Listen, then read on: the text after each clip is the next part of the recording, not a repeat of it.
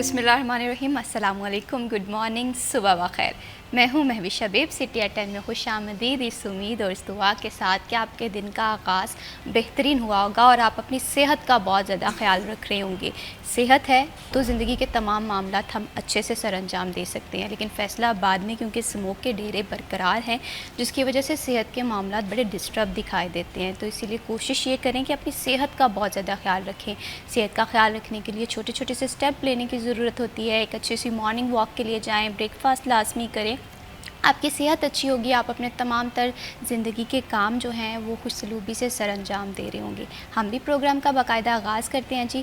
सबसे पहले प्रोग्राम में हम बात करेंगे कि फैसलाबाद का मौसम कैसा रहेगा, एयर क्वालिटी इंडेक्स कितना होगा, और इसके साथ साथ किसान जो कि हमारी मईशत का एक इम्पॉर्टेंट हिस्सा है। किसानों के मसाइल के हवाले से अगर सबसे बड़ा मसला देखें, अच्छे बीजों की फरहमी के लिए हुकूमत किस तरह से अपना रोल प्ले कर रही है, सीड्स एसोसिएशन का क्या किरदार है, इस पर भी हम प्रोग्राम में गुफ्तगू करेंगे।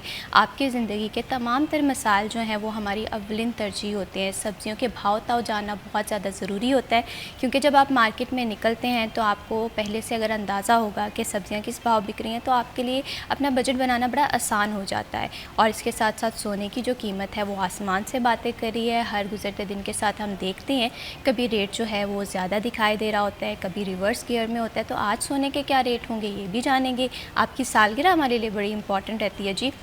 आपकी सालगिरह वाला सेगमेंट भी हम शामिल करेंगे। 11 बजे हमारे मेहमान ज्वाइन करेंगे, जिनसे हम बात करेंगे कबड्डी के हवाले से क्या क्या अपॉर्चुनिटीज़ हैं, हुकूमत इस खेल को किस तरह से देख रही है। तो सबसे पहले हम देखते हैं फैसलाबाद का मौसम कैसा रहेगा हमारे टुडेज़ वेदर के सेगमेंट में। फैसलाबाद के मौसम के हवाले से बात करें तो टेम्परेचर में काफ़ी ज़्यादा कमी दिखाई दे रही है, लेकिन जो अलार्मिंग सिचुएशन है वो फैसलाबाद के एयर क्वालिटी इंडेक्स की है, जिसकी वजह से ज़िंदगी जो है वो मुतासिर दिखाई दे रही है। आज का मौसम कैसा रहेगा, मोहम्मद अली नारू हमारे साथ मौजूद हैं। जी मोहम्मद अली नारू, अपडेट करिएगा। बिल्कुल, शहर फैसलाबाद के मौसम की बात की जाए तो दर्जा हरारत में दिन ब दिन कमी होती जा रही है। अगर आज के दर्जा हरारत की बात की जाए तो महकमा मौसमियात के मुताबिक शहर फैसलाबाद का कम अज़ कम दर्जा हरारत 17 डिग्री सेंटीग्रेड रिकॉर्ड किया गया है।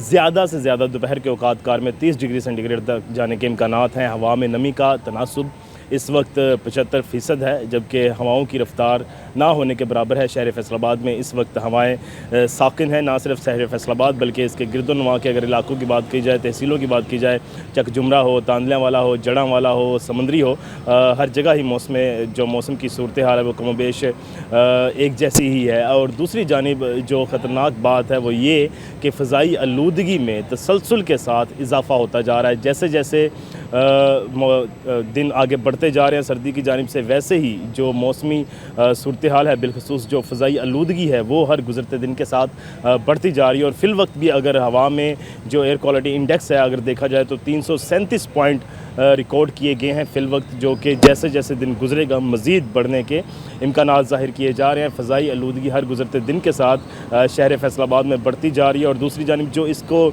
कम करने वाले अवामिल हैं उन पर भी कंट्रोल ना होने के बराबर है, जिसकी वजह से हर गुज़रते दिन के साथ फ़ज़ाई आलूदगी में मुसलसल इजाफ़ा हो रहा है। जो तिबी माहिरीन व शहरियों को यही मशवरा देते नज़र आ रहे हैं कि खुदारा फेस मास्क का लाजमी इस्तेमाल करें, घर से गैर ज़रूरी सफ़र के लिए ना निकलें, ज़रूरी जो काम है वो करें और जो फेस मास्क है वो लाजमी पहनें। जी बहुत शुक्रिया मोहम्मद इनारू तफसीलात से आगाह करने के लिए। जी बढ़ाते हैं प्रोग्राम को आगे और अब बात करते हैं किसान कम्युनिटी के हवाले से। किसानों के हवाले से बात करें और पाकिस्तान की ज़राअत के हवाले से बात करें। मईशत में बहुत इंपॉर्टेंट हिस्सा अदा करते हैं, एक बहुत बड़ा रोल है, लेकिन किसानों का सबसे बड़ा मसला ये होता है कि बीजों की क्वालिटी कभी अच्छी नहीं होती, कभी कॉस्ट ऑफ प्रोडक्शन जो है वो महंगी दिखाई देती है। तो अच्छे बीजों की फरहमी किस तरह से मुमकिन बनाई जा सकती है, पहचान कैसे की जा सकती है, इस टॉपिक पर हम आज प्रोग्राम में गुफ्तगू करेंगे।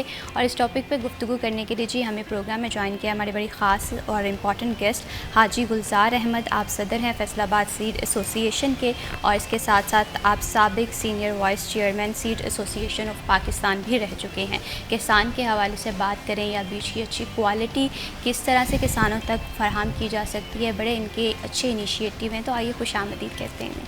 अस्सलाम वालेकुम, कैसे हैं गुलजार साहब? अल्हम्दुलिल्लाह, बहुत शुक्रिया शुक्रिया गुलजार साहब, आपने प्रोग्राम में वक्त दिया। और इन्हीं के साथ हमें ज्वाइन किया है सिटी 41 के एंकर पर्सन मोहम्मद बिलाल डोगर ने। अस्सलाम वालेकुम, कैसे हैं बिलाल आप? अल्हम्दुलिल्लाह मैं बिल्कुल ठीक हूँ, बहुत शुक्रिया बिलाल, आपने प्रोग्राम में वक्त दिया।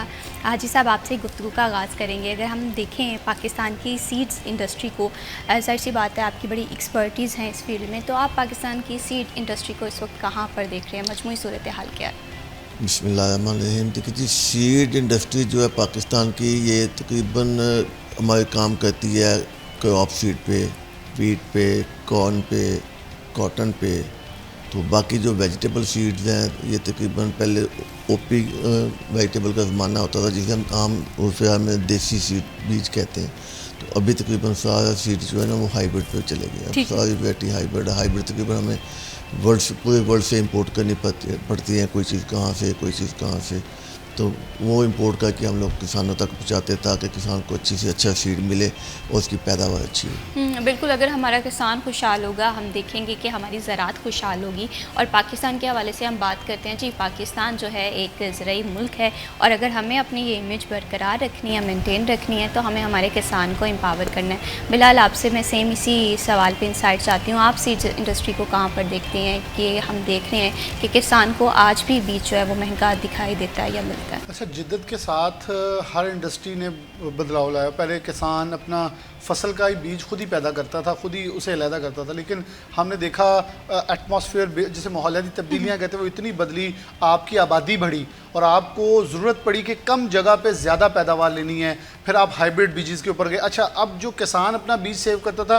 वो मिक्स कर लेता था। मशीन एक खेत में चली, दूसरे में चली, क्वालिटीज़ मिक्स हुई, अगली क्वालिटी जब लगी क्वालिटी बदल गई। जैसे हमारी कपास का बेड़ा गर्क हुआ है, तो उसके ऊपर फिर इनका किरदार, अब अगर आप नॉर्मल किसी से जाके पूछो, उनके ख्याल में ये कारोबार बड़ा कोई नापैद सा होगा। लेकिन मैं हाई साहब के पास जितनी नशिस्तें हुई हैं, ये इतनी बड़ी इंडस्ट्री है, इतनी वास्ट इंडस्ट्री है कि आप देखें पूरी दुनिया में अगर इस वक्त कोई सवाल है ना, वो माहौलियाती तब्दीली से भी पहले फूड सिक्योरिटी पे हो रहा है। तो आपने जब फूड सिक्योरिटी के ऊपर जाना है तो आप पॉपुलेशन देखें, आपकी हर साल जो है पॉपुलेशन बढ़ रही है, लेकिन आपका ज़रई रकबा सुकड़ है। तो आप सुकड़ते हुए ज़रई रकबे के ऊपर बेहतर पैदावार के लिए आपको हाइब्रिड बीजेस के ऊपर जाना है। मेरे ख्याल में मैं भी ये चाहूँगा, बहुत सारी मालूमात मुझे है, लेकिन मैं चाहूँगा हाई साहब से हम ये देखें कि हाइब्रिड बीजेस के ऊपर लोगों के तहफ़्फ़ुज़ात बहुत हैं, क्या इसके अंदर न्यूट्रिएंट वैल्यूज़ वो हैं क्या इसकी, क्योंकि इनकी। और इसी तरह बिलाल ये भी बात की जाती है कि हमारे यहाँ मौसम जो है वो चेंज होता है। जब बीज जो है वो हम बाहर से मंगवाते हैं तो वो यहाँ पर एक प्रॉपर नौशनमा नहीं हासिल कर सकता। इसमें मैं हाजी साहब आपका भी पॉइंट ऑफ व्यू जानना चाहती हूँ, एक आम बीज और हाइब्रिड बीज में क्या फ़र्क होता है, क्या चीज़ आप ज़्यादा रिकमेंड करते हैं? देखिए, हाइब्रिड बीज जो है आम बीज से पैदावार उसकी कई गुना ज़्यादा होती है, जिससे किसान को अच्छा फ़ायदा हो जाता है। आम देसी बीज जो है उसकी पैदावार थोड़ी होती है, हाइब्रिड की ज़्यादा होती है। उसके अलावा जो हम हाइब्रिड सीड इंपोर्ट करते हैं या यहाँ किसान को देते हैं, हम 2 साल उसको पहले अपने फॉर्म पे ट्राई करते हैं, पूरे मुल्क में मुख्तलिफ जगह पे ट्राई करते हैं कि ये हमारे मौसम के साथ ठीक बैठता है या नहीं बैठता है। जो वैरायटी हमारे मौसम के साथ चलती है, 2 साल बाद हम उसका अडाप्टेबिलिटी ट्रायल कराते हैं गवर्नमेंट से। अगर उसकी इजाज़त मिलती है तो अपने स्टैंडर्ड पे पूरी जाती है तो फिर उसकी इजाज़त मिलती है, तो उसके बाद हम वो सीड जो है ना किसान तक पहुँचाते हैं। ये नहीं है कि जो दिल किया मंगाया और किसान को दे दिया, चाहे किसान तर गया या डूब गया, नहीं, ऐसा सिस्टम नहीं है। 2 साल ट्रायल होने के बाद फिर उसको हम किसान तक पहुँचाते हैं। गुलजार साहब, ये भी बताइएगा कि अगर किसान जब बीज ख़रीदने जाता है तो अमूमन बहुत सारे किसान बड़ा शऊर रखते हैं, वो देखते हैं कि कौन सा अच्छा बीज है, लेकिन कुछ ऐसे लोग भी मौजूद हैं जिन्हें नहीं आइडिया होता कि बीज खरीदते वक्त किन किन बातों का ख्याल रखना चाहिए। देखिए, किसान को बीज खरीदते वक्त अगर तो वो आम देसी बीज खरीद रहा है, लोकल खरीद रहा है, तो उसको पहले तो सबसे पहले किसी अच्छी कंपनी का सीड लेना चाहिए। ठीक है। और उसके ऊपर उसको देखना चाहिए कि फेडरल सीड सर्टिफिकेशन का लेबल लगा हुआ है। हम कोई भी चीज़ अगर पैक करते हैं तो पहले हम फेडरल सीड सर्टिफिकेशन से उसके ट्रायल कराते हैं। वो हमारे ना फील्ड में जाके उसकी चेकिंग होती है, उसके बाद उसका सीड बनता है, तो फिर वो पैकिंग होती है, तो उसका लेबल एक मिलता है गवर्नमेंट का, फेडरल सीड सर्टिफिकेशन रजिस्ट्रेशन, उसका लेबल लगा होना चाहिए। अगर लेबल नहीं लगा हुआ तो आपको बीज अच्छा नहीं मिलेगा। अगर लेबल लगा हुआ तो यकीन आपको एतमाद होना चाहिए कि मैं अच्छा सीड ले रहा हूँ।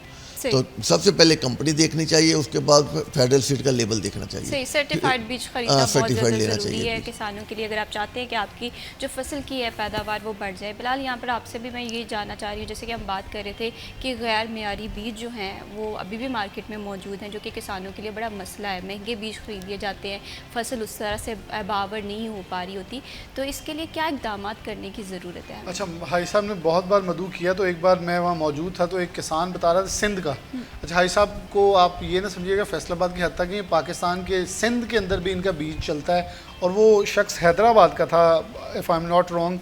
उसने कहा जी मैंने 4 लाख के करेले लगाए और 44 लाख के 1 एकड़ में से उसने 40 लाख का फ़ायदा 1 एकड़ में एक फसल का।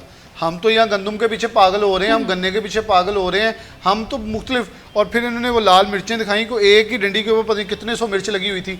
तो बेसिकली ये वर्सटिलिटी है, जब ये ऑथेंटिकेशन हो। मुझे ये चीज़ में इसका, इनके पास पाकिस्तान की सबसे जदीद लैब है, प्राइवेट लैब अपनी, हाजी गुलजार साहब ने इंट्रोड्यूस की है पाकिस्तान के अंदर, और उसके अंदर बाकायदा टेस्टिंग और सब कुछ हो रहा है। ये फैसलाबाद में मुझे इसलिए खुशी होती है कि ये पार्ट एंड पार्शल पार्टनर हैं फैसलाबाद चैम्बर के भी, फैसलाबाद के भी। अब देखें फैसलाबाद सिर्फ टेक्सटाइल के तौर पे फेमस था, लेकिन हम ये कहते हैं कि बीज के ऊपर हाई साहब के बीज जनूबी पंजाब सारा इस्तेमाल कर रहा है। इनकी पूरी टीम है, जो आपने कहा ना किसान को आगाही देने के लिए, वो रहते ही खेतों के अंदर है। वो हमें कोई महीने 2 महीने बाद मिलते हैं कि उनका इंटरव्यू कर लें कि आया इन बीजेस का फ़ायदा क्या है, ये जो ग्रीन गोल्ड एग्री सीड्स की फैमिली है ये कैसे आगे वर्सटिलिटी के साथ चीज़ों को फैला रही है।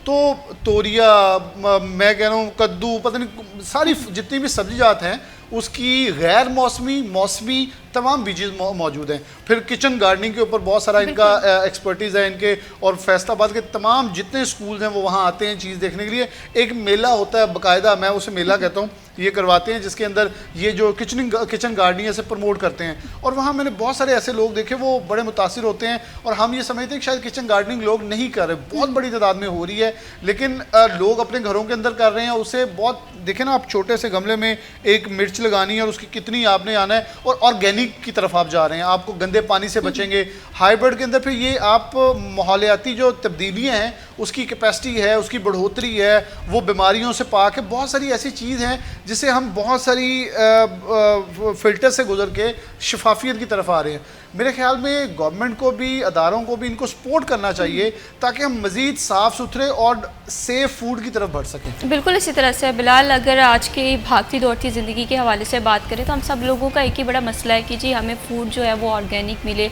और जिस तरह से दुनिया तरक्की कर रही है, टेक्नोलॉजी आ रही है, हम देख रहे हैं कि केमिकल बहुत ज़्यादा आम हो गए हैं, जिसकी वजह से हमारी सेहत के मामला भी बड़े मुतासिर हो रहे होते हैं।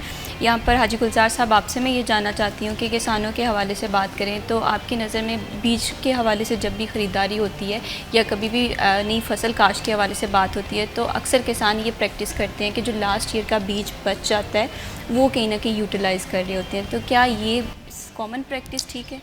नहीं, अगर किसान के पास बीज बच गया है तो वो अगर यूज़ करना है तो उसके लिए हमारे पास लैब है। ठीक है, लैब में लेके आएँ, उसकी जर्मिनेशन, उसकी प्योरिटी टेस्ट करें, उसके बाद अगर उसको वो स्टैंडर्ड पे पूरा उतरता है तो फिर उसको काश्त करें।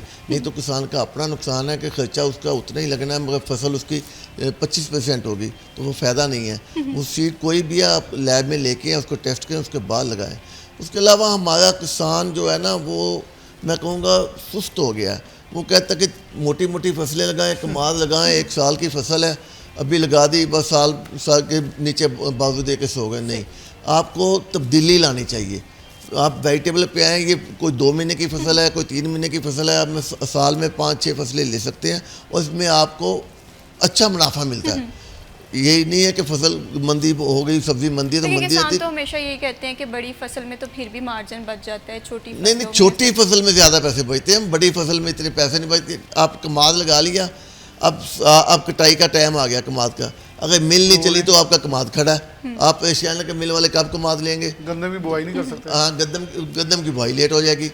मगर ये है, अगर आप वेजिटेबल लगाएं तो आपको उसमें बहुत ज़्यादा फ़ायदा है। बिल्कुल इसी तरह से तहकीक बहुत ज़्यादा ज़रूरी होती है, रिसर्च बहुत ज़्यादा ज़रूरी होती है। किसानों के हवाले से जब भी बात करते हैं कि बड़ा अहम मसला ये आता है कि अच्छे बीजों की फरहमी तो की जा रही है, लेकिन उसकी पहचान के लिए हमारे जो किसान हैं वो उस तरह से एक्टिव नज़र नहीं आते। फर्दर भी हम इस पर बात करेंगे जी, वक्त है एक छोटी सी ब्रेक का। स्टे विद अस।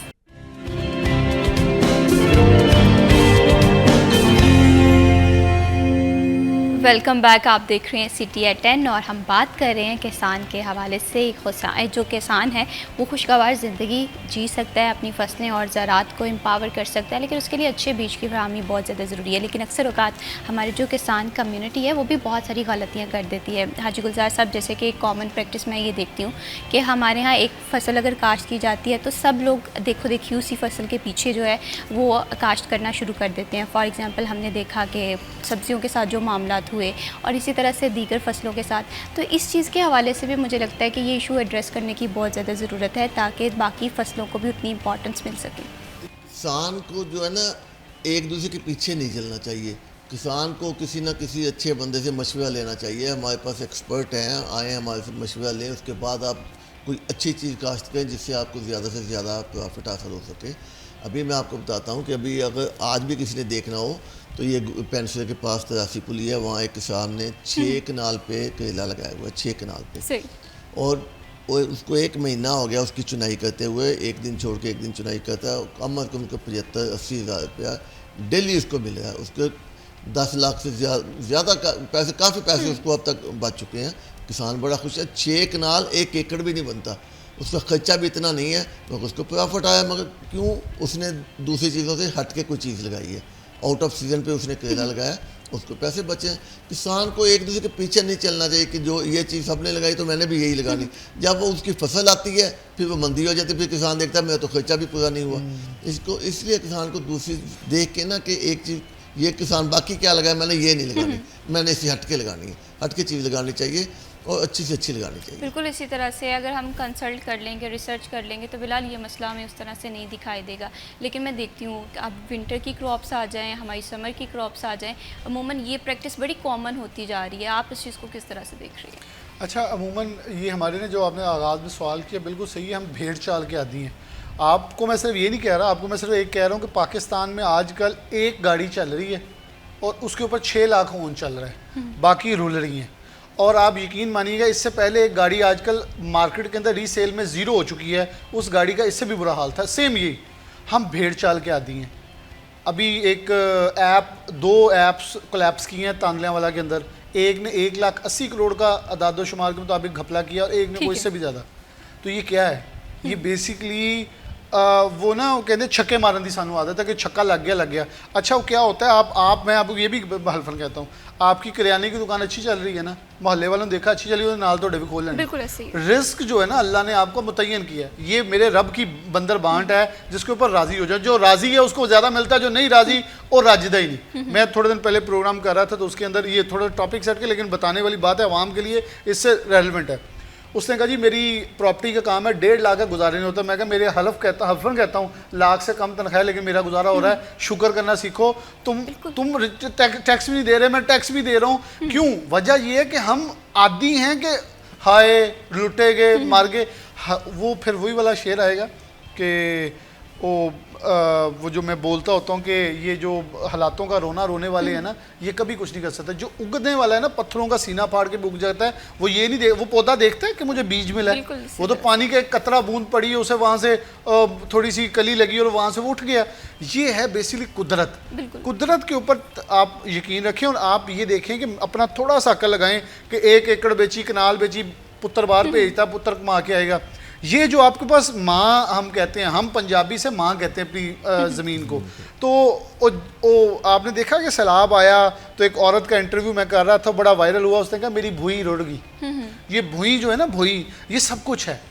अब वो कहते हैं कि हम ज़मींदार थे, अब हमारे हाथ में कुछ नहीं रहा, जिनके पास है वो बेच के खाली हाथ हो रहे हैं। हम थोड़ा फोकस करें। अच्छा, इसके अंदर आवाम को फोकस करने के लिए हमारे अदारे जो हैं उन्हें एक्टिव होना होगा। एक वक्त होता था गाँवों में पंचायतें, उनके अंदर आगाहियाँ, ये सेमिनार्स होते थे देहात के अंदर। आप सब कुछ अयूब अज़हरी यूनिवर्सिटी में या अयूब रिसर्च में हो रहा है, वहाँ लेक्चर।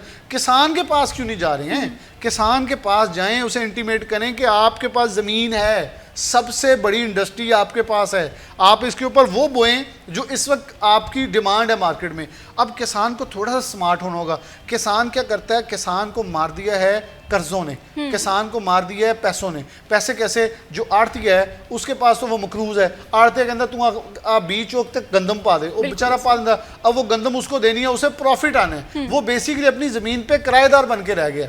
गवर्नमेंट स्टेप फॉरवर्ड करे, बड़े अच्छे काम गवर्नमेंट कर रही होगी, स्टेप फॉरवर्ड करे, इसके अंदर सीरियसनेस दिखानी है कि आप उनको, अब देखें आप बरतानिया, यूरोप, किसी मुल्क में जाके आप ज़राअत के ऊपर जाएं, वो हाथों हाथ आपको इंडस्ट्री के अंदर बहुत कुछ देते हैं कि ये ज़राअत के ऊपर आ रहा है। अच्छा, आप इस तरफ आएँ तो सही ना, आपका इतना मैटर पड़ा हुआ है जिसके ऊपर काम हो सकता है।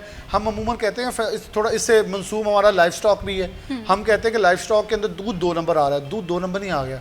आपने तांदरियावाला के पास से मोटरवे गुजरी, सारा दूध लाहौर जा रहा है, ठीक है, आपको उसके मुतबादिल देखना होगा, वहाँ महंगा जा रहा है, उसे वो कैलकुलेशन करता है, उसे सस्ता। अब देखें, क्या तांदरियावाले का जो गवाला था वो बेवकूफ़ था? नहीं, वो सियाना था, उसने अपनी मार्केट बनाई है, उसे तो पैसा चाहिए, उसने देखा मुझे प्रॉफिट मार्जिन कहाँ है, वो उधर चले गया। आप हमें ये मार्केट्स के अंदर चीज़ों को देखना होगा, इसकी प्रॉपर मैकेनिज्म बनाना होगा। जैसे हाई साहब बता रहे हैं कि अगर एक कनाल 1 एकड़ से इतनी फसल पैदावार हो सकती है कि वो इतने हज़ार करेला टूट रहा है, वहाँ से रोज़ की पिकिंग हो रही है, तो उसने मौसम देखा है, ये नहीं देखा कि सारे नाल में भी करेला लाना ना। बिलाल किसान तो मायूस हो गया है, वो सोच रहा है कि मैं इन्वेस्टमेंट क्यों मैं आपसे एक सवाल पूछता हूँ, सर्दियों में साग आता है लेकिन गर्मियों में लोग मांगते हैं, तो क्या ऑफ सीजन होती है? ऑफ सीजन डिमांड है, आपके मुंह का टेस्ट ही तब डेवलप होता है। वो असी तो पंजाबी जो जुमला बोल नहीं सकते, कहने असी तो खा खा के सबज हो जाने हैं साग ना, ठीक है। अब आप ऑफ सीजन में जाएं तो उसकी डिमांड है, आपके बरतानिया, अमेरिका, यूरोप के शेल्फ्स के ऊपर, मिडल ईस्ट में साग के डिब्बे पड़े हैं, गर्म करें खाएं, मैंने खा के देखा है। क्यों?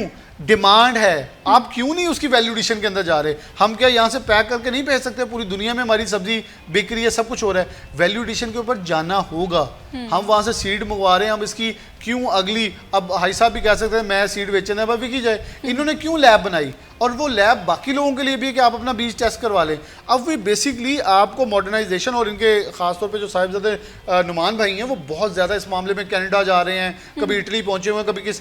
अब आपने रिसर्च करना, R&D करनी है तो लोग बिकेंगे ना। अब आप कहें मैं घर बैठा हूँ, ठीक है 1 लाख महीने का आई जाए। अगर आपने इससे वुसअत देनी है, आपने अपने कारोबार को वर्सटाइल करना है, ये लाख आएगा लेकिन 6 साल बाद आपका फिर डेड है, फिर आपकी कुछ भी नहीं उसके आगे, फिर आप कहेंगे मंदा होया, दुकान बंद की थी, बाबा जी लुटे गए। आपको सेंटर माइंड के साथ, कुछ क्रिएटिव माइंड के साथ आगे बढ़ना हो, कहते हैं ना आउट ऑफ द बॉक्स सोचना पड़ेगा। अपने टारगेट ऑडियंस के ऊपर खेलने जरूर बिकता, क्यों नहीं बिकता चाहिए। टेक्नोलॉजी हमने देखा है कि बड़ी दुनिया इससे हम आहंग हो रही है। हम जो कि ज़राअत में इतने टैलेंटेड हैं, हम इस चीज़ को यूटिलाइज़ नहीं कर पा रहे हैं, हमें करने की बहुत ज़्यादा ज़रूरत है। हाजी गुलजार साहब, आपसे मैं ये जानना चाहती हूँ, किसान के अगर हम प्रॉब्लम्स के हवाले से बात करें, बड़ा एक अहम मसला ये नज़र आता है, एक्सपर्ट मौजूद हैं फैसलाबाद में भी, कंसल्टेशंस नहीं कर रहे हैं। किसान कंसल्टेशन करता नहीं है, पहली बात तो यही है। अभी दूसरी बात, गंदम की बुआई है, अभी ये दिन चले हैं गंदम की बुआई के, और हमारी गवर्नमेंट जो है ना वो किसान से कोई कंप्रोमाइज़ नहीं करती, कह देती है कि गंदम काश्त करें जी, ज़्यादा से ज़्यादा गंदम काश्त करें, मगर गंदम जब किसान ने काश्त करनी है उसको उसमें बचत नहीं है कोई भी। 14,000 की DAP है, 7,000 की यूरिया है, आप सारा खर्चा उसका गिन लें तो उसको जाके 4,000 से ऊपर गंदम किसान को घर में पड़ेगी। और जब गवर्नमेंट अभी भी कहे कि हम 3500 में ख़रीद करेंगे, उसका गंदम, उसमें नुकसान है किसान का। इसके लिए गवर्नमेंट को चाहिए किसान को सब्सिडी दे, किसान को खाद सस्ती दे, किसान को बिजली सस्ती दे, किसान को तेल सस्ता दे। आम आवाम को बेशक देना दे, मगर किसान को देना चाहिए, जिसकी वजह से फिर गंदम का रेट नहीं बढ़ेगा, किसान को चीज़ सस्ती पड़ेगी और गंदम सस्ती बिकेगी। क्योंकि गंदम जो है वो मेन आइटम है, हर घर में खाई जानी है। अगर गंदम महंगी है तो किसी के खर्चे पूरे नहीं होने, किसान कैसे खाएगा, आम बंदा कैसे गंदम खाएगा। इसके लिए किसान को सब्सिडी देनी चाहिए। किसान को गवर्नमेंट जब तक सब्सिडी नहीं देगी, हमारा माशरा बैलेंस में नहीं चल सकेगा। बिल्कुल इसी तरह से है, ये तमाम तर चीज़ें जो है ना, ये ख्वाहिश नहीं है, अब ज़रूरत है इसके अंदर। एक आपको एग्जांपल देता हूँ बड़ी प्यारी। किसान ने गंदम 2,000 की बेची, गवर्नमेंट का बल्ले बल्ले जी, गरीब को उसका हक मिल गया। अच्छा, गरीब ने 2,000 की गंदम या जितने का आटा लिया, उसे पिज़्ज़ा महंगा, ब्रेड महंगी, चोकर महंगा, सब कुछ महंगा मिला, उससे सब आइटम महंगे मिले, सिर्फ गंदम सस्ती मिली। अच्छा, किसान ने क्या किया? मेरे इंटरव्यूज़ के अंदर आप सुनिएगा, किसान कहता है मैंने अपनी बेटी की शादी नहीं की, मेरी बेटी की उम्र गुजरी है। यकीन माने रोना आ रहा था वो सुन के। वो कह रहा है मुझे मुसलसल 2-3 साल से नुकसान हो रहा है, मेरी बेटी की उम्र गुजरी है, मैं कहाँ से करूँ, मैं तो मकरूज़ हो रहा हूँ, मैंने नया छत डाली, मैं कहाँ से डालूँ। अच्छा, आपकी सीमेंट इंडस्ट्री ईंटों वाले, बजरी वाले, रेता वाले मुतासिर। अच्छा, उसने कपड़े लेने थे, आपकी मार्केट मुतासिर। आप क्या, अच्छा ये जो अब मार्केट मुतासिर हुई है, इसने मजदूर को पैसे देने हैं ना, फैक्ट्रियां बंद होगी, तो आप कैसे कह रहे हो उसे, उसके पास तो अब वो गंदम खरीदने के भी पैसे मजदूर के पास ही रहे।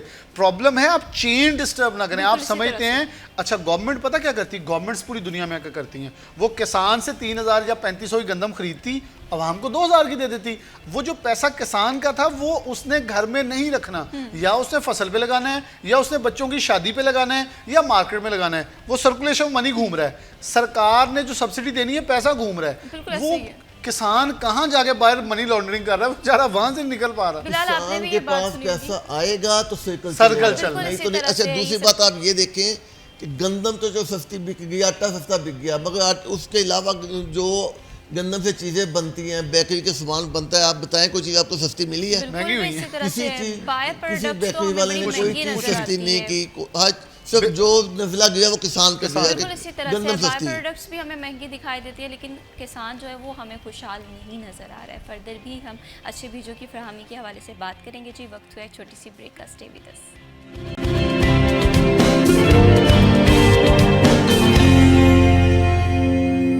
Welcome back. आप देख रहे हैं सिटी एट 10 और हम बात कर रहे हैं किसान के हवाले से मेयारी और गैर मेयारी बीज में फ़र्क किस तरह से किया जाए।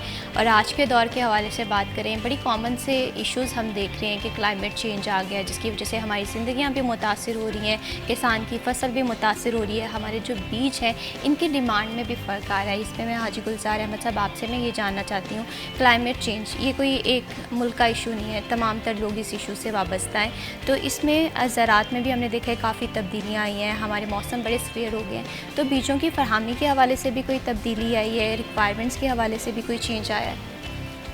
बीज की कोई तब्दीली नहीं आई, मगर क्लाइमेट की वजह से इफ़ेक्ट बहुत पड़ते हैं। अगर किसान अपने टाइम पे कोई चीज़ लगाई है तो वो, जैसे अब ये मौसम जा रहा है, गाजर लगी हुई है, अगर थोड़ी सर्दी होगी तो गाजर जल्दी तैयार हो जाएगी।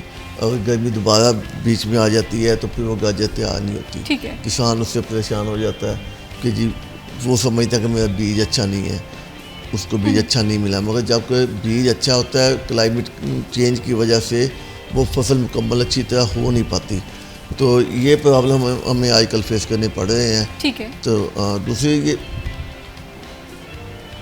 किसान को समझना चाहिए कि ये जो फॉल्ट है ये बीज का नहीं है, ये मौसम का है। सही, बिल्कुल सही। मौसम तो वाकई बिलाल बड़ा अनप्रडिक्टेबल सा है। हमने देखा कि फ्लड की सिचुएशन माजी में भी आते रहे हैं, लेकिन इतनी सीवियरिटी है, और इसके साथ साथ बीज की डिमांड में भी मुझे लगता है कि थोड़ा सा फ़र्क आ गया। अब हमें ज़्यादा तहकीक की ज़रूरत है, ज़्यादा रिसर्च एंड डेवलपमेंट पे काम करने की ज़रूरत है। अच्छा, पहले अमूमन ये पसंद किया जाता था कि फसल का कद लंबा हो, अब हम चाहते हैं कि उसका जो नड़ुआ है, वो जो गंदम का होता है वो छोटा रहे, क्योंकि जब आंधियाँ आती हैं तो वो गिर जाता है और गंदम मुतासर होती है। हमारा अब ये होता है कि सिट्टा बड़ा हो, जैसे हमारी अभी जो है वो काश चल रही है, जो पैदावार के अंदर अच्छे बीज चल रहे हैं, उसके अंदर काफ़ी अकबर बहुत अच्छा 19 जो है उसकी पैदावार भी अच्छी है, और फिर ऐसे बहुत दिलकश है उसकी बड़ी अच्छी पैदावार रही है। ऐसे ही आपके बरानी वाली है, उसका मुझे नाम अब थोड़ा भूल रहा है, आई थिंक सो वो है भक्कर बरानी के, और वो बहुत अच्छी इनकी वैरायटी है रिसर्च की। तो प्रॉब्लम फिर वही है कि अब अगर ये मिलें जो शुगर बनाती हैं, ये अगर महीना लेट चलती हैं, 1 नवंबर को चलना हद है, ये ना चली 20 नवंबर बेस्ट प्लेस है आपकी गंदम बुवाई का। अगर उससे लेट होते हैं, आप पछेती की तरफ जाते हैं, औस ज़्यादा होती है, कोरा पड़ता है, गंदम का बेड़ा गर्क हो जाता है। एक मन डेली का कम होता है। हाँ, एक देखें, 1 मन डेली का कम होना है, 1 मन डेली का। अब ये देखें कि आपको ये देखना है कि आपका जो वो फसल है उसको आपने उस पूरे प्रोसेस से पहले रखना है। हम भी थोड़े किसान हैं, किसान के बच्चे हैं, तो इतनी किलम ज़रूर रखते हैं कि आपकी अगेती फसल और पछेती, और अच्छा माहौलियाती तब्दीली जब होती है, और सबसे ज़्यादा आपको फ़र्क फिर अगेती और पछेती का पड़ता है। आपको कल्टीवेशन ही तो फिर करनी है असल। अगर आपको पता लग रहा है, आपका देखें ना पिछले साल आप अचानक आपके जो है मार्च के अंदर धूप निकलने लग जाती है और इतना सन निकलता है कि आपका येलो रस्ट बढ़ जाती है, फिर आप अप्रैल के अंदर कैसे उसकी कटाई करेंगे, वहाँ येलो रस्ट के हमले ओले होते हैं, गंदम मुतासर होती है, उसकी फिर पैदावार गिरती है, दाना खा जाता है। ये वो चीज़ें हैं, अगर मार्च बेहतर रहता है पैदावार डबल हो जाती है। अच्छा, उससे क्या होता है, आंधियाँ आती हैं, फिर फसल गिरती है। तो इसलिए हमें बहुत ज़्यादा इसके ऊपर वर्क की ज़रूरत है। आप देखें, आपके राइस ने कम अज़ कम $2 अरब आपको बरामदात में एक्सपोर्ट किया है, तो आप इन फसलों को क्यों नहीं कैटर कर रहे, इनके ऊपर क्यों गौर नहीं कर रहे? इसके ऊपर तो बहुत ज़्यादा इन्वेस्टमेंट होनी चाहिए कि आप उसकी फसल को और डबल करें, कि जो 2 अरब दे रही है वो 4-5 अरब दे। ऐसे आप गंदम की तरफ जाएं, आप शुगर की तरफ जाएं। चीनी के ऊपर देखें ना, इस वक्त रेट किसान मांग रहा है 600, मिलने 400 ऑफर कर रही हैं। मैं आपको शर्तिया कह रहा हूँ 700 रेट टापना है। क्यों? क्वेश्चन इज दिस, क्यों? फसल ही नहीं है पीछे, किसान ने लगाया ही नहीं है। अब किसान कर रहा है ब्लैकमेल मिलने वालों को, ठीक है आ जाओ, तुझी आ जाओ मैदान, अभी वो रोकेगा, लेकिन किसान का नुकसान गंदों में हो जाना, बुवाई लेट हो जानी है। अब वो उसे रेजिस्ट कर रहा है, ठीक है आप लोग एंजॉय कर लें। अच्छा, किसान, पिछली बार किसान ने बड़ा अच्छा किया, उसने बेलने लगाए, गुड़ निकाल के बेच लिया, गुड़ महंगा है, वो उधर चले जाता है। किसान अब थोड़ा सा अपने आप को मॉडर्नाइज करना शुरू हो चुका है, और करने की बहुत ज़रूरत है। आपका हमसाया मुल्क भारत के अंदर आपके छोटे यूनिट है, 50,000 और 1 लाख बॉडी की चीनी की मिल है।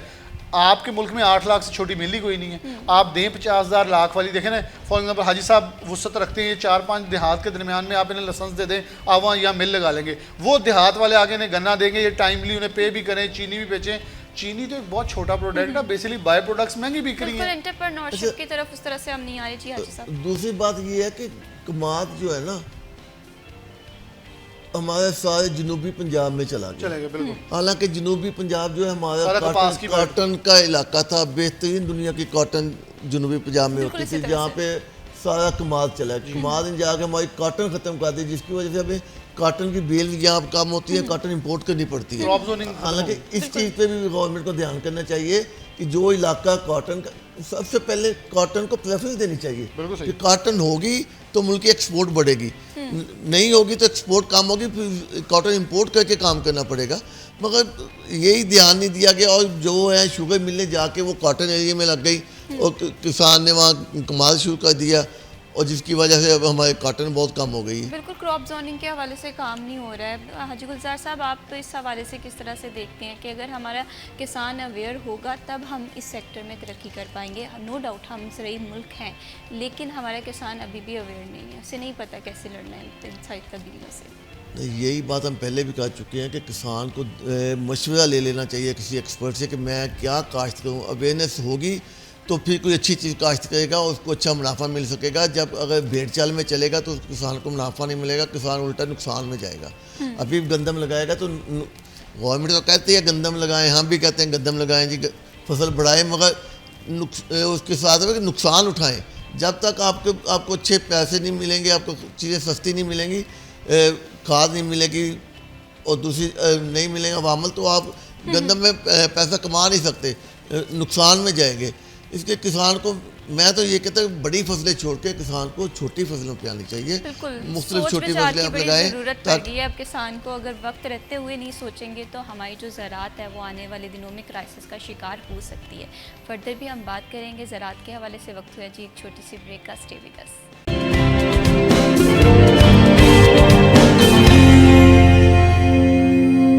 वेलकम बैक जी, आप देख रहे हैं सिटी एट 10 और अब प्रोग्राम में गुफ्तगू करते हैं जी आपकी सालगिरह के दिन के हवाले से। बड़ा इंपॉर्टेंट और बड़ा ख़ास दिन होता है और आपकी सेलिब्रेशन में हमेशा से हम शामिल होना चाहते हैं और आपकी सेलिब्रेशन को हम शामिल करना चाहते हैं सिटी एट 10 में। आपके बर्थडे के हवाले से आप किसी को बर्थडे विश करना चाहते हैं सिटी एट 10 में, तो बर्थडे का क्लिप या पिक्चर्स आप हमें व्हाट्सएप करें, आपकी सालगिरह हम शामिल करेंगे सिटी एट 10 में।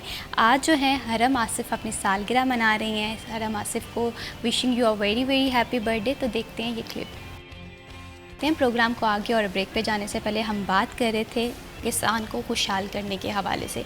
नो डाउट हमारे जो किसान है वो बहुत ज़्यादा अवेयरनेस रखता है फसलों को एम्पावर करने के लिए, बावर करने के, लेकिन फिर भी कहीं ना कहीं ऐसी चीज़ें मौजूद होती हैं जहाँ पर अवेयरनेस बहुत ज़्यादा ज़रूरी होती है। हुकूमती सतह पर इक़दाम करने की बहुत ज़्यादा ज़रूरत है। फ़िलहाल यहाँ पर मैं आपसे ये जानना चाहती हूँ, अगर हम देखें किसान को एम्पावर करना बहुत ज़रूरी हो गया, अब इस पर तो कोई दूसरी राय बनती ही नहीं है।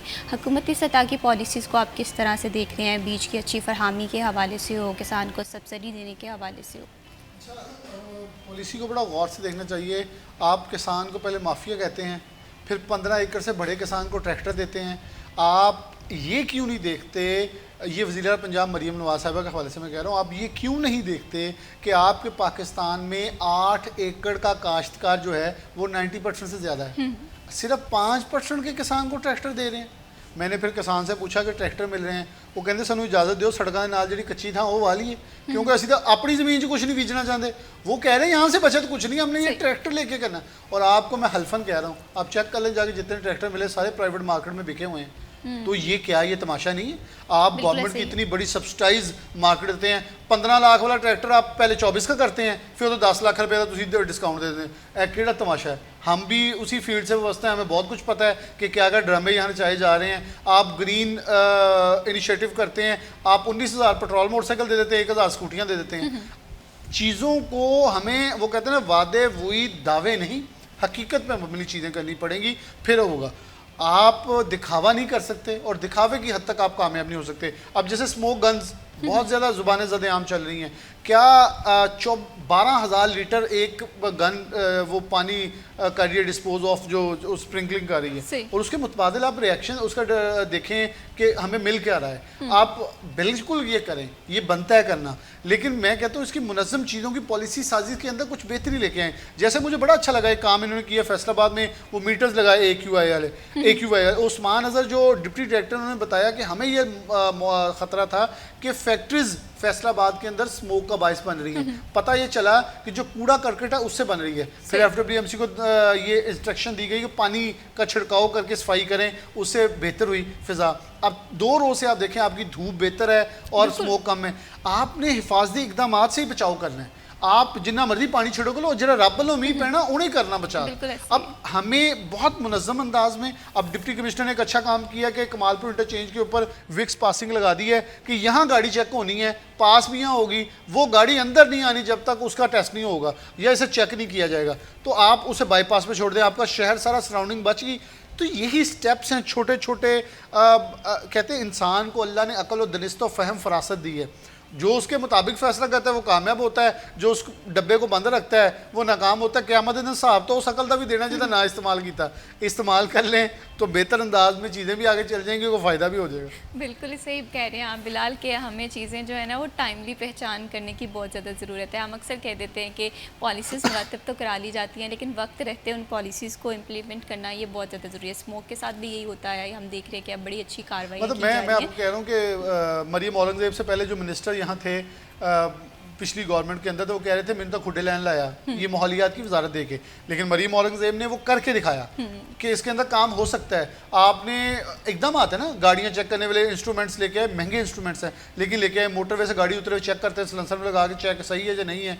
आप इसका जो AQI इंडेक्स जो वो सही देती है, स्मोक के एंटी स्मोक गन्स हैं दी हैं। तो ये चीज़ें हैं जो इनिशिएटिव्स हैं। आप एक वजारत के अंदर रहते हुए काम करना चाहें तो डेड वजारत को भी काम कर सकते हैं, और यही एक शख्सियत की इम्तिहान होता है, यही किसान का इम्तिहान है कि उस फसल को, उस आप देखें, आप ये कह रहे हैं किसान पे पर्चा दे दें वो आग लगाता है फुजले को, आप उसे ये क्यों नहीं बताते कि तुम्हारा उतरने वाले ये जो जिसे हम पराली कहते हैं ये और कामों में इस्तेमाल होती है, इसे बेच लो, वो आग नहीं लगाएगा।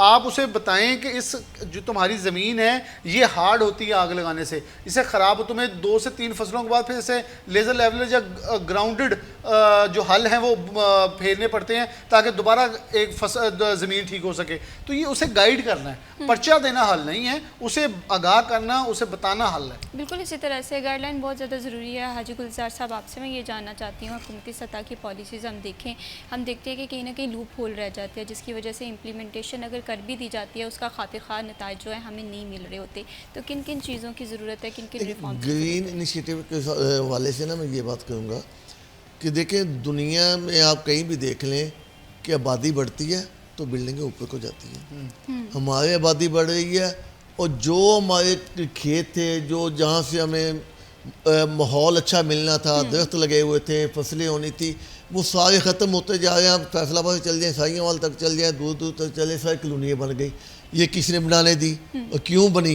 हालांकि नहीं बननी चाहिए थी। फ्लैट बनते, बिल्डिंगें बड़ी बनती, जिससे माहौल भी कंट्रोल होना था। इनकी वजह से भी ये जो स्मोक है, ये बाकी चीज़ें, इसमें इनका भी बड़ा असर है। ये सारी गवर्नमेंट की अपनी पॉलिसियाँ जो है नाकाम है अभी कॉलोनियाँ जितनी बन गई, बाकी को रोकना चाहिए, बिल्कुल कंट्रोल क्योंकि यही हमारी ज़रूरी मिनी हम कहते तो हैं कि हमारा ज़रूरी मुल्क है। जब सारे रकबे आप काट काट के आप कॉलोनियाँ बना देंगे तो कहाँ हमारी पैदावार होगी, कहाँ से हमारा माहौल अच्छा होगा, कहाँ से हमें कोई अच्छी ताज़ी आब हवा मिल सकेगी। ये बिल्कुल कुछ नहीं हो सकता जब तक हमारी पॉलिसी चेंज नहीं होगी। बिल्कुल इसी तरह से, और ये वक्त रहते हुए इन पे इनिशिएटिव लेने की बहुत ज़्यादा ज़रूरत है। हाजी गुलजार साहब, आपसे मैं ये भी जानना चाहती हूँ, जिससे बीज की सर्टिफिकेशन के हवाले से बात करें, टेस्टिंग के हवाले से बात करें, तो मजमूई सूरत हाल में हमारे यहाँ अच्छी लैब्स मौजूद हैं? अल्हम्दुलिल्लाह जी, पाकिस्तान में प्राइवेट सेक्टर में ये पहली लैब है जो हमने बनाई हुई है। इसके अलावा कोई इतनी अच्छी लैब नहीं है। वो जो सीड सर्टिफिकेशन के पास हर ज़िला में लैब है, वो एक जेमिनेटर है, ये छोटा सा सिस्टम है, मगर प्राइवेट सेक्टर में सबसे अच्छी लैब जो है हमारे पास है। किसान को चाहिए कोई भी अपना सीड टेस्ट करवाना है, सीड टेस्ट करवाने के बाद वो अपना सीड लगाएं। बाकी डिपार्टमेंट तो चलते हैं, डिपार्टमेंट के पास भी जा सकते हैं, वो भी सीड आपको टेस्ट करके दे सकते हैं। तो अल्हम्दुलिल्लाह बाकी फिर भी सिस्टम ठीक चल रहा है पाकिस्तान का। बिल्कुल इसी तरह से किसानों के हवाले से बात करें तो खुशहाली बहुत ज़्यादा ज़रूरी है। हम अक्सर बात करते हैं कि पाकिस्तान जो है ज़रूरी मुल्क है, लेकिन इमेज को बरकरार रखने के लिए बहुत अच्छे और स्ट्रॉन्ग और बर वक्त इनिशिएटिव लेने की ज़रूरत है। बहुत शुक्रिया हाजी Gulzar Ahmad Sahab for joining us in this program. बहुत शुक्रिया बिलाल, आपने प्रोग्राम में वक्त दिया। किसानों के हवाले से बात कर रहे थे, लेकिन तहकीक रिसर्च बहुत ज़्यादा ज़रूरी है। तो जब भी नई फसल काश्त करनी हो, कोई भी किसानों को टॉपिक के हवाले से गाइडलाइन चाहिए, तो कंसल्टेशन माहिरीन से करना बहुत ज़्यादा ज़रूरी है। वक्त हुआ जी छोटी सी ब्रेक का, स्टे विद अस।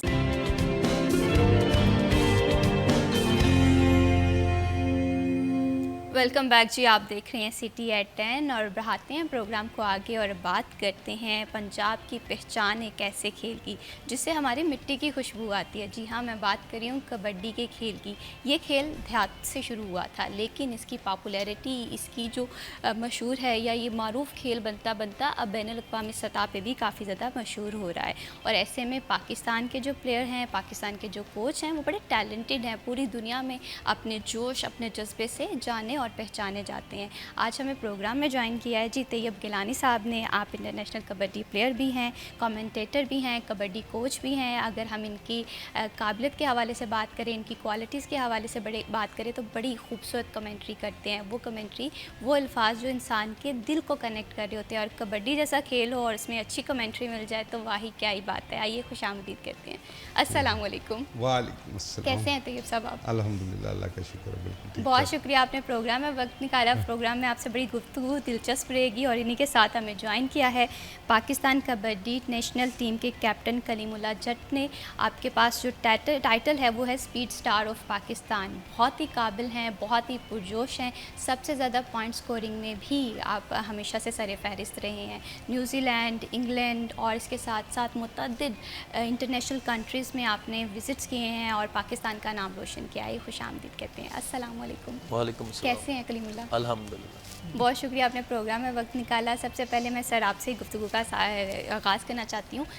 कमेंट्री बहुत ज़्यादा ज़रूरी होती है और कमेंट्री अगर खूबसूरत हो और आपके अल्फाज माशाल्लाह जब दिल से निकलते हैं तो वो हमारे दिलों को कनेक्ट कर रहे होते हैं कबड्डी के खेल में। तो कमेंट्री के हवाले से आप एक अच्छे कोच भी हैं, तो किस तरह से आपने इस सफ़र का आगाज़ किया? ये पहले सबसे पहले 2010 में हुआ था वर्ल्ड कप पंजाब इंडिया में। लुधियाना गुरु नानक स्टेडियम में इसका फाइनल मैच हुआ था पाकिस्तान और इंडिया की टीमों के दरमियान।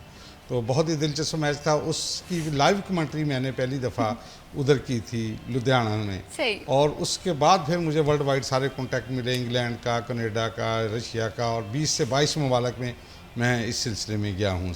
क्या वो लम्हा होगा कि रवायती हरीफ भारत के मैदान में आपने कमेंट्री की है और आपकी कमेंट्री मैं समझती हूँ कि सिर्फ पाकिस्तान में मशहूर नहीं है, मारूफ नहीं है। आपकी कंट्री, जिस कंट्री में कबड्डी से कनेक्टेड लोग हैं, कबड्डी से ताल्लुक़ रखने वाले लोग हैं, वो आपको बड़ा पसंद करते हैं। जी हाँ जी, अल्हम्दुलिल्लाह। ये बात अल्लाह ताला की एक देन है, बुज़ुर्गों का एक हमारे उनकी दुआएं हैं जिस वजह से ये कि हालांकि पाकिस्तान में कबड्डी की कमेंट्री का कोई इससे पहले है ही नहीं था। अल्हम्दुलिल्लाह, अल्लाह के शुक्र से ये मैंने इधर आके मुतारफ़ कराया। आप जितने भी कमेंटेटर हैं बिलवास्ता कहीं मेरे शागिर्द हैं और जो भी हैं, क्योंकि पाकिस्तान में ये टैलेंट ही नहीं था, ये ट्रेंड ही नहीं था कमेंट्री का। ये मैंने खुद आके मुतारफ़ कराया। जब इंडिया से आया, पहली दफ़ा कमेंट्री इधर आके कराए, दूसरी जो कबड्डी की हिस्ट्री लिखी है बुक्स में, 2 बुक्स लिखी हैं कबड्डी के ऊपर, एक कबड्डी मैदान के हीरे और दूसरा ये जो जब ये वर्ल्ड कप जीते हैं हमारे नौजवान, जिसमें कलीमुल्ला भी था, उसका ये था फाते आलम कबड्डी। ये दूसरी मेरी बुक अभी 1-2 माह पहले आई हुई है। तो इसलिए ये मेरा शौक़ था कि हमारे पास इंडिया से ज़्यादा टैलेंट भी है और हमारे पास उनसे ज़्यादा बेहतर खिलाड़ी भी हैं, हमारे कोचिज़ और दीगर जो ऑफिशियल हैं वो भी ज़्यादा बेहतर तरीके से काम कर सकते हैं। तो क्यों ना हम उस चीज़ में हैं जिसमें पाकिस्तान में अभी ये मुतारफ़ ही नहीं हुई, इसलिए कमेंट्री को आके मुतारफ़ कराया और उसके बाद आके ये बुक वगैरह लिखी। बिल्कुल इसी तरह से है और पाकिस्तान में टैलेंटेड लोगों की कमी नहीं है, पाकिस्तान में टैलेंट बहुत ज़्यादा है। कलीमुल्लाह साहब, आपसे मैं ये जानना चाहती हूँ, जैसे आपके पास टाइटल है स्पीड स्टार ऑफ पाकिस्तान, ये टाइटल मुझे लगता है उन लोगों को मिलता है जो कि बहुत ज़्यादा पॉइंट स्कोर करते हैं, जो मैदान में बहुत ज़्यादा एक्टिव होते हैं, जो कि अपने हरीफ को जो है वो हराने की ताकत जानते हैं। कैसा महसूस होता है? जी अल्हम्दुलिल्लाह बहुत अच्छा महसूस ਹੁੰਦਾ ਜਦੋਂ ਗਿਲਾਨੀ ਸਾਹਿਬ ਮਾਈਕ ਦੇ ਵਿੱਚ ਬੋਲਦੇ ਨੇ ਸਪੀਡ ਸਟਾਰ, ਫਿਰ ਬਹੁਤ ਜ਼ਿਆਦਾ ਖੁਸ਼ੀ ਹੁੰਦੀ ਆ, ਜਿਹੜੀ ਮਿਹਨਤ ਕੀਤੀ ਹੁੰਦੀ ਆ ਨਾ ਉਹਦਾ ਵੀ ਫਖਰ ਹੁੰਦਾ ਕਿ ਅਸੀਂ ਮਿਹਨਤ ਕੀਤੀ, ਅੱਜ ਸਾਨੂੰ ਸਿਲਾ ਮਿਲਿਆ। आप 2020 में हमने कबड्डी की जो कप है वर्ल्ड कप जीता था, उसमें आप बड़े एक्टिव और बड़े प्रोमिनेंट प्लेयर रहे थे, तो क्या महसूस हो रहा था, कैसा महसूस हुआ था कि जब वर्ल्ड कप पाकिस्तान के नाम हुआ? ਬਹੁਤ ਜ਼ਿਆਦਾ ਖੁਸ਼ੀ ਹੋਈ ਸੀ, ਜਿਸ ਤਰ੍ਹਾਂ ਕਿ ਪਾਕਿਸਤਾਨ ਹਿਸਟਰੀ ਦੇ ਵਿੱਚ ਪਹਿਲੀ ਦਫਾ ਜਿਹੜਾ ਮੇਰੇ ਖਿਆਲ ਵਰਲਡ ਕੱਪ ਹੋਇਆ ਸੀ ਪਾਕਿਸਤਾਨ ਦੇ ਵਿੱਚ ਨਾ 2020 ਤੇ ਮੈਂ ਉਸ ਟੀਮ ਦਾ ਹਿੱਸਾ ਸੀ, ਆਪਣੀ ਪਾਕਿਸਤਾਨ ਟੀਮ ਦਾ ਹਿੱਸਾ ਸੀਗਾ ਤੇ ਸਭ ਤੋਂ ਜੂਨੀਅਰ ਵੀ ਸੀ ਮੈਂ ਟੀਮ ਦੇ ਵਿੱਚ ਤੇ ਉਸ ਟਾਈਮ ਬਹੁਤ ਖੁਸ਼ੀ ਹੋਈ। ਉਸ ਤੋਂ ਬਾਅਦ ਅਲਹਮਦੁਲਿल्लाह पाकिस्तान ने विन भी किया। बिल्कुल इसी तरह से है और पाकिस्तान के जो प्लेयर्स हैं वो पाकिस्तान से बड़े मोहब्बत रखते हैं। मैं यहाँ पर तैयब गिलानी साहब आपसे ये जानना चाहती हूँ, क्योंकि आप कमेंट्री बड़ी अच्छी करते हैं, तो अभी आपकी मौजूदगी से फ़ायदा उठाएं। अगर एक ऐसी सिचुएशन हो कि भारत और पाकिस्तान का मैच हो रहा है कबड्डी का, तो मैं चाहती हूँ कि मैं लाइव कमेंट्री सुनूँ आपकी। ये मैं वही सुनाता हूँ जो मैंने लुधियाना 2010 में की थी ना वर्ल्ड कप में, उसमें कि वागे दी है सरहदे तेनू कदी तत्ती वाह ना लगे ते खिड़िया रवे फुल गुलाब, तेरे इधर भी पंजाब तेरे उधर भी पंजाब। क्योंकि पंजाब की गेम थी कबड्डी और दोनों तरफ पंजाब के लोग खेल रहे थे, तो मैंने इसी से शुरू किया और फिर ये अल्हम्दुलिल्लाह जाके बहुत ज़्यादा मकबूल हुआ। उसके बाद फिर अब बेशुमार के कबड्डी कम नहीं यार वे जुरत्यां दा, जुरतमंद बंदा बाजी मार जांदा, पीड़ा विच खादियां खुराकां ने कम आना, खादा पीता मैदान सवार जांदा, ਜਿਹੜਾ ਕੋਚ ਉਸਤਾਦ ਦਾ ਚੰਡਿਆ ਹੈ ਗੱਲ ਆਪਣੀ ਪੀੜੀ ਘਲਿਆਰ ਜਾਂਦਾ, ਜਿਹੜਾ 5 ਤੇ 12 ਦਾ ਹੈ ਮੁਨਕਰ ਕੌਡੀ ਕੌਡੀ मैदान में हार जाता। वाह वाह वाह वाह, बहुत बहुत खूबसूरत, बहुत खूबसूरत। आपका एक एक लफ्ज़ जो है ना वो पंजाब की पहचान है, पंजाब की सकाफत है। करीमुल्लाह साहब, आपसे मैं ये जानना चाहती हूँ, अगर हम कबड्डी के हवाले से बात करें, बड़ा पॉपुलर अब ये खेल होता हुआ दिखाई दे रहा है। आज से अगर 20-25 साल पहले देखें इतना नहीं था, अब तो बैनुल-अक़वामी सतह पर भी इस खेल को पसंद किया जाता है। इसके लिए एक अच्छा कोच होना बहुत ज़्यादा ज़रूरी होता है, तो आप किस तरह से किस चीज़ से को फॉलो किया, क्या रोल मॉडल थे कि आप कबड्डी के इतने अच्छे प्लेयर बने? ਪਹਿਲੀ ਗੱਲ ਤਾਂ ਸੀ ਕਿ ਜਿੱਦਾਂ ਅਸੀਂ ਸਾਡੀ ਬੈਕਗਰਾਉਂਡ ਸਾਡੇ ਘਰ ਦੇ ਵਿੱਚ ਕਬੱਡੀ ਸੀ ਨਾ, ਜੇ ਅਸੀਂ ਖੇਡਦੇ ਸੀ, ਸਾਡੇ ਵੱਡੇ ਚਾਚੂ ਖੇਡਦੇ ਸੀ, ਵੱਡਾ ਭਾਈ ਸੀ ਖੇਡਦਾ ਸੀ ਨਾ, ਫਿਰ ਉਹਨਾਂ ਨੂੰ ਦੇਖ ਕੇ ਹੀ ਮਾਹੌਲ ਜਿਹੜਾ ਹੁੰਦਾ ਨਾ ਉਹ ਦੇਖ ਕੇ ਬੱਚਾ ਜਿਸ ਮਾਹੌਲ 'ਚ ਪੈਦਾ ਹੁੰਦਾ ਉਸ ਮਾਹੌਲ ਨੂੰ ਫਾਲੋ ਕਰਦਾ ਨਾ। ਤੇ ਸਾਡੇ ਘਰ ਦੇ ਵਿੱਚ ਹੀ ਕਬੱਡੀ ਦਾ ਮਾਹੌਲ ਸੀ ਤੇ ਸਾਰੇ ਖੇਡਦੇ ਸੀਗੇ ਨਾ, ਉਹਨਾਂ ਨੂੰ ਦੇਖ ਕੇ ਹੀ ਸ਼ੌਕ ਪੈ ਗਿਆ। ਉਸ ਤੋਂ ਬਾਅਦ ਖੇਡਦੇ ਸੀਗੇ ਪਿੰਡ ਲੈਵਲ 'ਤੇ ਕਬੱਡੀ ਖੇਡਦੇ ਸੀਗੇ, ਫਿਰ ਡਿਪਾਰਟਮੈਂਟ 'ਚ ਮੌਕਾ ਮਿਲ ਗਿਆ ਨਾ ਪੰਜਾਬ ਪੁਲਿਸ 'ਚ। ਸਭ ਤੋਂ ਪਹਿਲਾਂ ਮੈਂ 2019 ਦੇ ਵਿੱਚ ਖੇਡਿਆ ਗੁਜਰਾਤ, ਮੈਨੂੰ ਡਿਪਾਰਟਮੈਂਟ ਵੱਲੋਂ ਮੌਕਾ ਮਿਲਿਆ ਨਾ, ਉੱਥੇ ਮੈਂ ਸ਼ੋਅ ਹੋ ਗਿਆ। ਉਸ ਤੋਂ ਬਾਅਦ ਜਿਹੜੇ ਕੁਛ ਟੂਰਨਾਮੈਂਟ ਸੀ ਪਾਕਿਸਤਾਨ ਦੇ ਵਿੱਚ ਹੁੰਦੇ ਉਹ ਮੈਂ ਖੇਡੇ ਤੇ ਉਹ ਜਿਹੜੀ ਸਾਰੇ ਟੂਰਨਾਮੈਂਟ ਦੀ ਉਹਨਾਂ ਨੇ ਕਰਕੇ ਪਰਫਾਰਮੈਂਸ ਦੇਖ ਕੇ ਮੈਨੂੰ ਵਰਲਡ ਕੱਪ ਲਈ मेरा सिलेक्ट होया सी 2020 ਦੇ ਵਿੱਚ, एक साल बाद मैं सिलेक्ट हो गया सी ना। बिल्कुल ऐसे ही है, ये हमारा जो खेल है अब कौमी सतह पे बड़ा पॉपुलर हो रहा है। तो गिलानी साहब, आपसे मैं ये जानना चाहती हूँ कि अगर हम कबड्डी के हवाले से बात करें, नो डाउट बैनुल-अक़वामी सतह पे बड़ा पॉपुलर हो रहा है, फैसलाबाद की सतह पे कौन कौन से टूर्नामेंट्स हो रहे हैं या मुस्तकबिल में मुंतकिल होंगे? फैसलाबाद में लोकल सतह पर टूर्नामेंट्स काफ़ी होते रहते हैं, लेकिन बड़ी देर बाद पाकिस्तान फैसलाबाद को एक बहुत ही खूबसूरत, बहुत ही एनर्जेटिक किस्म के स्पोर्ट्स ऑफिसर मिले हैं, डिवीज़नल स्पोर्ट्स ऑफिसर अभी आए हैं फैसलाबाद में 2-3 माह पहले शाह मंजर फरीद साहब, जिन्होंने फैसलाबाद की स्पोर्ट्स में ना, क्योंकि स्पोर्ट्स डिपार्टमेंट का बहुत अहम रोल होता बिल्कुल इसी है तरह इसमें करने के लिए। अभी हमने 6 टूर्नामेंट जो है ना 17 फरवरी को पहला रोज़ा है, रोज़े से पहले हमने 6 टूर्नामेंट ऑर्गेनाइज़ किए हैं। एक junior inter club kabaddi tournament हो रहा है 7 से 9 नवंबर को मक्कुआना में। उसके बाद फिर ये 7 दिसंबर को टूर्नामेंट होगा फैसलाबाद गोल्ड कप अलफता ग्राउंड में। उसके बाद फिर 5 फरवरी को टूर्नामेंट होगा यौम यकजहती Kashmir kabaddi tournament FDS city में। उसके बाद गौसिया कबड्डी कप होगा 225 रेबे मलखावाड़ा में, चौधरी तनवीर तारड़ साहब हैं वो हमारे उधर वो सारा ऑर्गेनाइज करते हैं। उसके बाद जो फैसलाबाद का बहुत बड़ा बल्कि सबसे बड़ा टूर्नामेंट था, जिस एक टूर्नामेंट 18 मोटरसाइकिल नाम मिलते थे खिलाड़ियों को, वो पिछले 4-5 साल नहीं हो सका। इस दफ़ा फिर वो हाजी खुर्शीद आलम संधू साहब हैं जो हमारे इंटरनेशनल कबड्डी प्रमोटर हैं, उन्होंने कहा कि इंशाल्लाह फरवरी में इस साल फिर वो इंटरनेशनल कबड्डी टूर्नामेंट ये मलकपुर में चौधरी मोहम्मद अली संधू मेमोरियल टूर्नामेंट करवाएंगे। ये फैसलाबाद के बड़े बड़े टूर्नामेंटों में है, क्योंकि मार्च के बाद फिर इधर थोड़ी सी गर्मी शुरू हो जाती है, इंटरनेशनल सीजन शुरू हो जाता है। मई में फिर हमारे खिलाड़ी जो है ना कनाडा और इंग्लैंड का रुख सही, करते कोई हैं। इंटरनेशनल टूर्नामेंट भी हम देख रहे हैं या फैसलाबाद में या पाकिस्तान में? इंटरनेशनल टूर्नामेंट उम्मीद है कि इंशाल्लाह इस दफ़ा का वर्ल्ड कप भी जो है वो पाकिस्तान में होगा। और इसके अलावा ये हमारी एक टीम एशियन स्टाइल कबड्डी की मलेशिया में कोलमपुर में वर्ल्ड कप हो रहा है, उसमें जाएगी। और इसके बाद फिर ये वर्ल्ड कप हर साल ही कनाडा वाले करवाते हैं 17 अगस्त को, ठीक है। उसमें भी इंशाल्लाह पाकिस्तान की टीम जो है ना पार्टिसिपेट ठीक है। करेगी। करीमुल्लाह साहब, आपसे मैं ये जानना चाहती हूँ, बड़े बड़े टूर्नामेंट आ रहे हैं, कैसी तैयारियाँ की जा रही हैं, बाकी प्लेयर्स को किस तरह से मोटिवेट किया जा रहा है? क्योंकि कबड्डी में भी मुझे लगता है कि टीम वर्क बहुत ज़्यादा ज़रूरी होता है। बिल्कुल टीम वर्क ਜ਼ਰੂਰੀ ਆ ਕਿ ਸਾਰਾ ਸਾਲ ਟੂਰਨਾਮੈਂਟ ਚੱਲਦੇ ਰਹਿੰਦੇ ਹਨ ਨਾ। ਜਿੱਦਾਂ ਬਾਹਰ ਸੀਜ਼ਨ ਮਈ ਦੇ ਵਿੱਚ ਇੰਗਲੈਂਡ ਸੀਜ਼ਨ ਸ਼ੁਰੂ ਹੋ ਜਾਂਦਾ ਸਾਡਾ ਮਈ ਦੇ ਵਿੱਚ, ਉਹ ਖਤਮ ਹੋਣਾ ਅਗਸਤ ਦੇ ਵਿੱਚ ਕੈਨੇਡਾ ਚਲੇ ਜਾਂਦੇ। ਕੈਨੇਡਾ ਤੋਂ ਵਾਪਸ ਆਣ ਕੇ 1-2 ਮਹੀਨੇ ਰੈਸਟ ਹੁੰਦੀ। ਫਿਰ ਹੁਣ 9 ਨਵੰਬਰ ਤੋਂ ਨਿਊਜ਼ੀਲੈਂਡ ਸੀਜ਼ਨ ਸ਼ੁਰੂ ਹੋ ਰਿਹਾ, ਜਿਹਦੇ ਵਿੱਚ 9 ਦਸੰਬਰ ਨੂੰ ਵਰਲਡ ਕੱਪ ਵੀ ਹੋਏਗਾ ਉੱਥੇ। ਹਰ ਸਾਲ ਉੱਥੇ ਵਰਲਡ ਕੱਪ ਹੁੰਦਾ, ਸਾਰਾ ਸਾਲ ਤਿਆਰੀ ਚੱਲਦੀ ਰਹਿੰਦੀ ਆ। ਮਤਲਬ ਕਿ थोड़ा बहुत ही टाइम मिलता रेस्ट या वक्फा, नहीं तो पूरा साल इस तरह ही चलता रहता, सीजन चलता रहता कंट्री तो कंट्री। सबसे ज़्यादा अगर पॉपुलैरिटी देखिए, आपने बड़े इंटरनेशनल ट्रिप्स किए हुए हैं, कबड्डी को रिप्रेजेंट किया हुआ है, तो सबसे ज़्यादा पॉपुलैरिटी कबड्डी की किस मुल्क में देखी है? कनाडा पहले नंबर, दूसरा नंबर इंग्लैंड, सही। न्यूजीलैंड भी 2-3 साल तो कप हो रहा, वर्ल्ड कप अच्छे कप हो रहे हैं। इस दफ़ा उन्होंने नाल सीजन भी करवा रहे हैं। पहले नंबर पे कनाडा। सही, कनाडा के लोग बड़े कबड्डी के शौक रखते हैं। और इसके साथ साथ ये भी बताइएगा कि अगर हम प्लेयर्स के प्रॉब्लम के हवाले से बात करें, मसाइल क्या देख रहे हैं आप? मसाइल जिस प्लेयर इलाके के हिसाब ਨਾਲ ਕਿਸੇ ਨੂੰ ਗਰਾਊਂਡ ਦਾ ਮਸਲਾ ਹੋ ਸਕਦਾ, ਕਿਸੇ ਨੂੰ ਮਤਲਬ ਕਿ ਕੋਚਸ ਦਾ ਮਸਲਾ ਹੋ ਸਕਦਾ। ਅਗਰ ਕਿਸੇ ਕੋਲ ਅੱਛਾ ਗਰਾਊਂਡ ਆ, ਉਹਨਾਂ ਦੇ ਕੋਲ ਅੱਛਾ ਕੋਚ ਨਹੀਂ ਹੈ।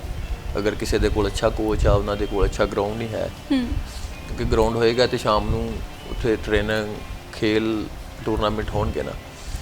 ਇਸ ਤਰ੍ਹਾਂ ਦੇ ਮਸਾਇਲ ਕੁਛ ਰੋਜ਼ਗਾਰ ਬੇਰੋਜ਼ਗਾਰੀ ਦੀ ਵਜ੍ਹਾ ਤੋਂ ਮਸਾਇਲ ਖੁਰਾਕ ਦੇ ਪਲੇਅਰ 2-4 ਮਹੀਨੇ ਵਰਕ ਕਰਦਾ, ਟ੍ਰੇਨਿੰਗ ਕਰਦਾ, ਉਸ ਤੋਂ ਬਾਅਦ ਉਹ ਫਿਰ ਉਹਨੂੰ ਦੁਬਾਰਾ ਛੱਡਣੀ ਪੈਂਦੀ ਹੈ ਨਾ ਆਪਣਾ ਘਰ ਸਿਸਟਮ ਚਲਾਉਣ ਵਾਸਤੇ। ਬਿਲਕੁਲ ਐਸੇ ਹੀ ਹੈ, ਇਹ ਬੜੇ ਮਸਲੇ हैं प्लेयर्स के। ਸਭ ਤੋਂ ਵੱਡਾ ਮਸਲਾ ਇਹ ਹੈ ਕਿ ਜਿਹੜੇ ਛੋਟੇ ਜੂਨੀਅਰ ਪਲੇਅਰ ਨੇ ਉਹਨਾਂ ਨੂੰ ਮਤਲਬ ਕਿ ਮੌਕਾ ਮਿਲਣਾ, ਉਹਦੇ ਵਿੱਚ ਜਿਹੜੇ ਗਿਲਾਨੀ ਸਾਹਿਬ ਨੇ ਆਪਣੇ ਟੂਰਨਾਮੈਂਟ ਆਰਗੇਨਾਈਜ਼ ਕਰ ਰਹੇ ਨੇ, ਜਿਹਦੇ ਵਿੱਚ ਅਸੀਂ ਤੇ ਵੱਡੇ ਪਲੇਅਰ ਅਸੀਂ ਮਤਲਬ ਕਿ ਕਲੱਬਾਂ ਵੱਲੋਂ ਖੇਡਦੇ ਹਾਂ, ਅਸੀਂ ਤਾਂ ਸਾਰਾ ਸਾਲ ਖੇਡਦੇ ਰਹਿੰਦੇ, ਸਾਡਾ ਮਤਲਬ ਕਿ ਨਿਜ਼ਾਮ ਚੱਲਦਾ।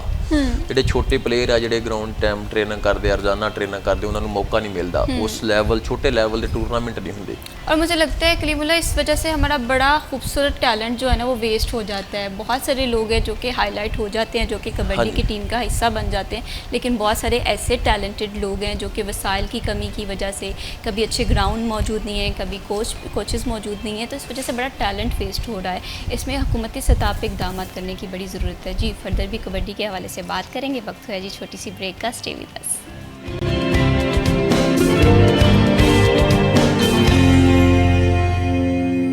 वेलकम बैक जी। आप देख रहे हैं सिटी एट 10 और हम बात कर रहे हैं जी खेल के हवाले से। ज़िंदगी में अगर आप देख रहे हैं कि डिप्रेशन है, परेशानी है, तो जो इंसान को खेल है वो बड़ा रिफ़्रेश कर देते हैं। और ऐसे में पंजाब की पहचान, हमारी सकाफ़त की आन जो कबड्डी खेल है वो बड़ा पॉपुलर होता हुआ नज़र आ रहा है और इसमें प्लेयर भी बड़े पुरजोश दिखाई देते हैं। बड़े बड़े टूर्नामेंट जी पाकिस्तान ने अपने नाम किए हैं। पाकिस्तान के प्लेयर ना सिर्फ पाकिस्तान में मारूफ हैं बल्कि इंटरनेशनली भी पाकिस्तान को बड़े पॉजिटिव वे में रिप्रेजेंट कर रहे होते हैं। तो गिलानी साहब, जिस तरह ब्रेक पे जाने से पहले कलीमुल्लाह ने बताया कि प्लेयर्स के मसाइल जो है ना ये हल होना बहुत ज़्यादा ज़रूरी है, क्योंकि आप कबड्डी में कोच भी रह चुके हैं और काफ़ी अरसे से इस खेल से वाबस्ते हैं। आपकी नज़र में ऐसे मसाइल क्या हैं कि जो कि फ़ौरी हल तलब है? पहले ना 82 में 1982 में पाकिस्तान पुलिस में 4 लोग ASI भर्ती हुए थे। उसमें मलक मुश्ताक थे, उसमें राणा मकबूल थे, उसमें मोहम्मद अली था, राणा नसरुल्लाह थे। ये प्रमोट करते करते ये लोग SP के रैंक तक भी पहुँचे हैं और उसके बाद भी फिर तकरीबन 81 से 87 में फिर 4 लोग भर्ती हुए। फिर इस तरह उन्होंने कांस्टेबल भी भर्ती करते थे, जिससे कबड्डी काफ़ी बूस्टअप थी। लास्ट 10 ईयर से, पिछले 10 साल से पुलिस में कोई भर्ती नहीं हुई है गेम बेस पे खिलाड़ियों का, कोटा ही ख़त्म कर दिया। पाकिस्तान रेलवे में ने कभी कोई भर्ती नहीं की अभी पिछले 10-15 साल से। इसी तरह सिर्फ अगर भर्ती होती है तो वापडा है या पाकिस्तान एयरफोर्स है या वो आर्मी वाले कुछ लड़कों को लेते हैं। ये कितने के बच्चे उठा लेंगे? लेकिन मसला ये है कि इस वक्त भी पाकिस्तान की 14 रुकनी टीम में से 12 खिलाड़ियों का ताल्लुक फैसलाबाद से है। कबड्डी फैसलाबाद एक किला है कबड्डी का, इसमें बेशुमार ना कि किला बल्कि ऑफिशियल भी है, सब टैलेंटेड इसमें कोचेज़ भी हैं, टैलेंटेड इसमें अंपायर्स भी हैं और टैलेंटेड इसमें टेक्निकल ऑफिशियल्स भी हैं। सारी चीज़ें मौजूद हैं। मुसीबत ये है कि इनको आगे जाके कोई मुलाजमतें, कोई सरकारी गवर्नमेंट की सरपरस्ती नहीं है। सिर्फ अगर ये वापडा सबसे ज़्यादा इस दफ़ा खिलाड़ियों को भर्ती कर रहा है। सही। उसके बाद आर्मी है, एयरफोर्स के पास, एयरफोर्स में पिछले 3 साल से कोई लड़के को किसी को नहीं इंडक्ट किया। अगर ये जिस तरह पुलिस थी, रेलवे थी और SNGPL ने टीम बना के ख़त्म कर दी, वाह फैक्ट्री की थी, इस तरह मुख्तलिफ अदारे अगर टीमें बनाएं तो कबड्डी का मेयार फिर दोबारा हो सकता है। अगर ये इंटरनेशनल लेवल पे ना हो, जिस तरह ये कनाडा में जाते हैं। अब मैं बड़ी आपके लिए हैरान कुन बात होगी, अगर एक कबड्डी का जो अच्छा खिलाड़ी है, पाकिस्तान में 5-6 खिलाड़ी हैं, कलीमुल्लाह भी है उनमें, जो अच्छा खिलाड़ी कनाडा में 4 महीने का कबड्डी का सीज़न खेलता है ना, वो 1 करोड़ से 1.5 करोड़ रुपया कमाता है। अच्छा। हाँ जी, अगर उधर की कबड्डी ना हो तो उधर वो लोग प्रमोट ना करें तो पाकिस्तान की कबड्डी तो ख़त्म हो जाए। क्योंकि इधर ना तो लोगों के पास इतने वसाइल हैं, लोग छोटे मोटे टूर्नामेंट अपने जितनी भी उनके वसाइल हैं। अब इंटरनेशनल प्रमोटर जो हैं ना वो इधर भी आना शुरू हो गए हैं। जिस तरह मैंने हाजी खुर्शीद आलम संधू का बताया कि उन्होंने टूर्नामेंट दोबारा करना शुरू कर दिया। इस तरह अगर ये लोग बाहर वाले लोग आके इधर प्रमोट ना करें तो पाकिस्तान की कबड्डी का बुरा हाल है। हालांकि हमारी ये पहचान हमारी है, पहचान है। दूसरा ये ना, पहले कबड्डी के खिलाड़ी थे, कहते थे जी कि कबड्डी के खिलाड़ी पढ़े लिखे नहीं हैं। मैं आपको बताता हूँ कि कबड्डी के खिलाड़ी जो है इस वक्त भी पाकिस्तान पंजाब पुलिस में SSP के रैंक पे हैं, फारूक कुंदल साहब। वापडा में SC रिटायर हुए हैं मोहम्मद असलम फक्कर। और ईसाईवाल से हमारे कबड्डी के खिलाड़ी थे, जो हाई कोर्ट के जस्टिस भी रहे हैं, राणा मोहम्मद अरशद। इस तरह बहुत बहुत आला सतह पे भी कबड्डी के जो खिलाड़ी हैं उनके जी अगर टैलेंट अच्छा है, कहते हैं ना सेहतमंद जिस्म में ही सेहतमंद दिमाग होता है। इसी तरह से तो उन्होंने जब उनको अपनी प्रोफेशनल फील्ड में भी मौका मिला है तो उन्होंने बहुत अच्छी अपनी परफॉर्मेंस दी। अभी कबड्डी के हमारे कुछ खिलाड़ी ऐसे हैं जो पुलिस में DSP के रैंक पे हैं और सर्व कर रहे हैं, और उनकी आम जो दूसरे अपने हैं अपने रैंक के बंदे, उनसे बहुत अच्छी परफॉर्मेंस है। बिल्कुल इसी तरह से ये चीज़ें जो है ना ये इस बात को साबित करते हैं कि हम कितने टैलेंटेड हैं। और कबड्डी हो या कोई भी खेल से वाबस्ता लोग हों तो पाकिस्तान से बड़ा लगाव रखते हैं, बड़ा मोहब्बत रखते हैं। यहाँ पर तैयब गिलानी साहब, आपसे मैं ये भी जानना चाहती हूँ, सोशल मीडिया पे अक्सर ख़बरें गर्दिश करती हुई दिखाई देती हैं कबड्डी प्लेयर्स के हवाले से कि ममनू अद्वियात का इस्तेमाल किया जाता है। इसकी रोकथाम के लिए क्या क्या इकदाम करने की ज़रूरत है? ये जी पाकिस्तान आप कबड्डी में मैं बड़ा सख्त लफ्ज़ हो जाएगा कि बहुत बड़ी लानत है ये। अब ये जो ना निचली सतह तक, नेशनल लेवल से लेकर क्लब सतह तक ये चीज़ इंट्रोड्यूस हो गई है। और ये बदकिस्मती से हमारे आई है, ये इंडिया से इधर आई है।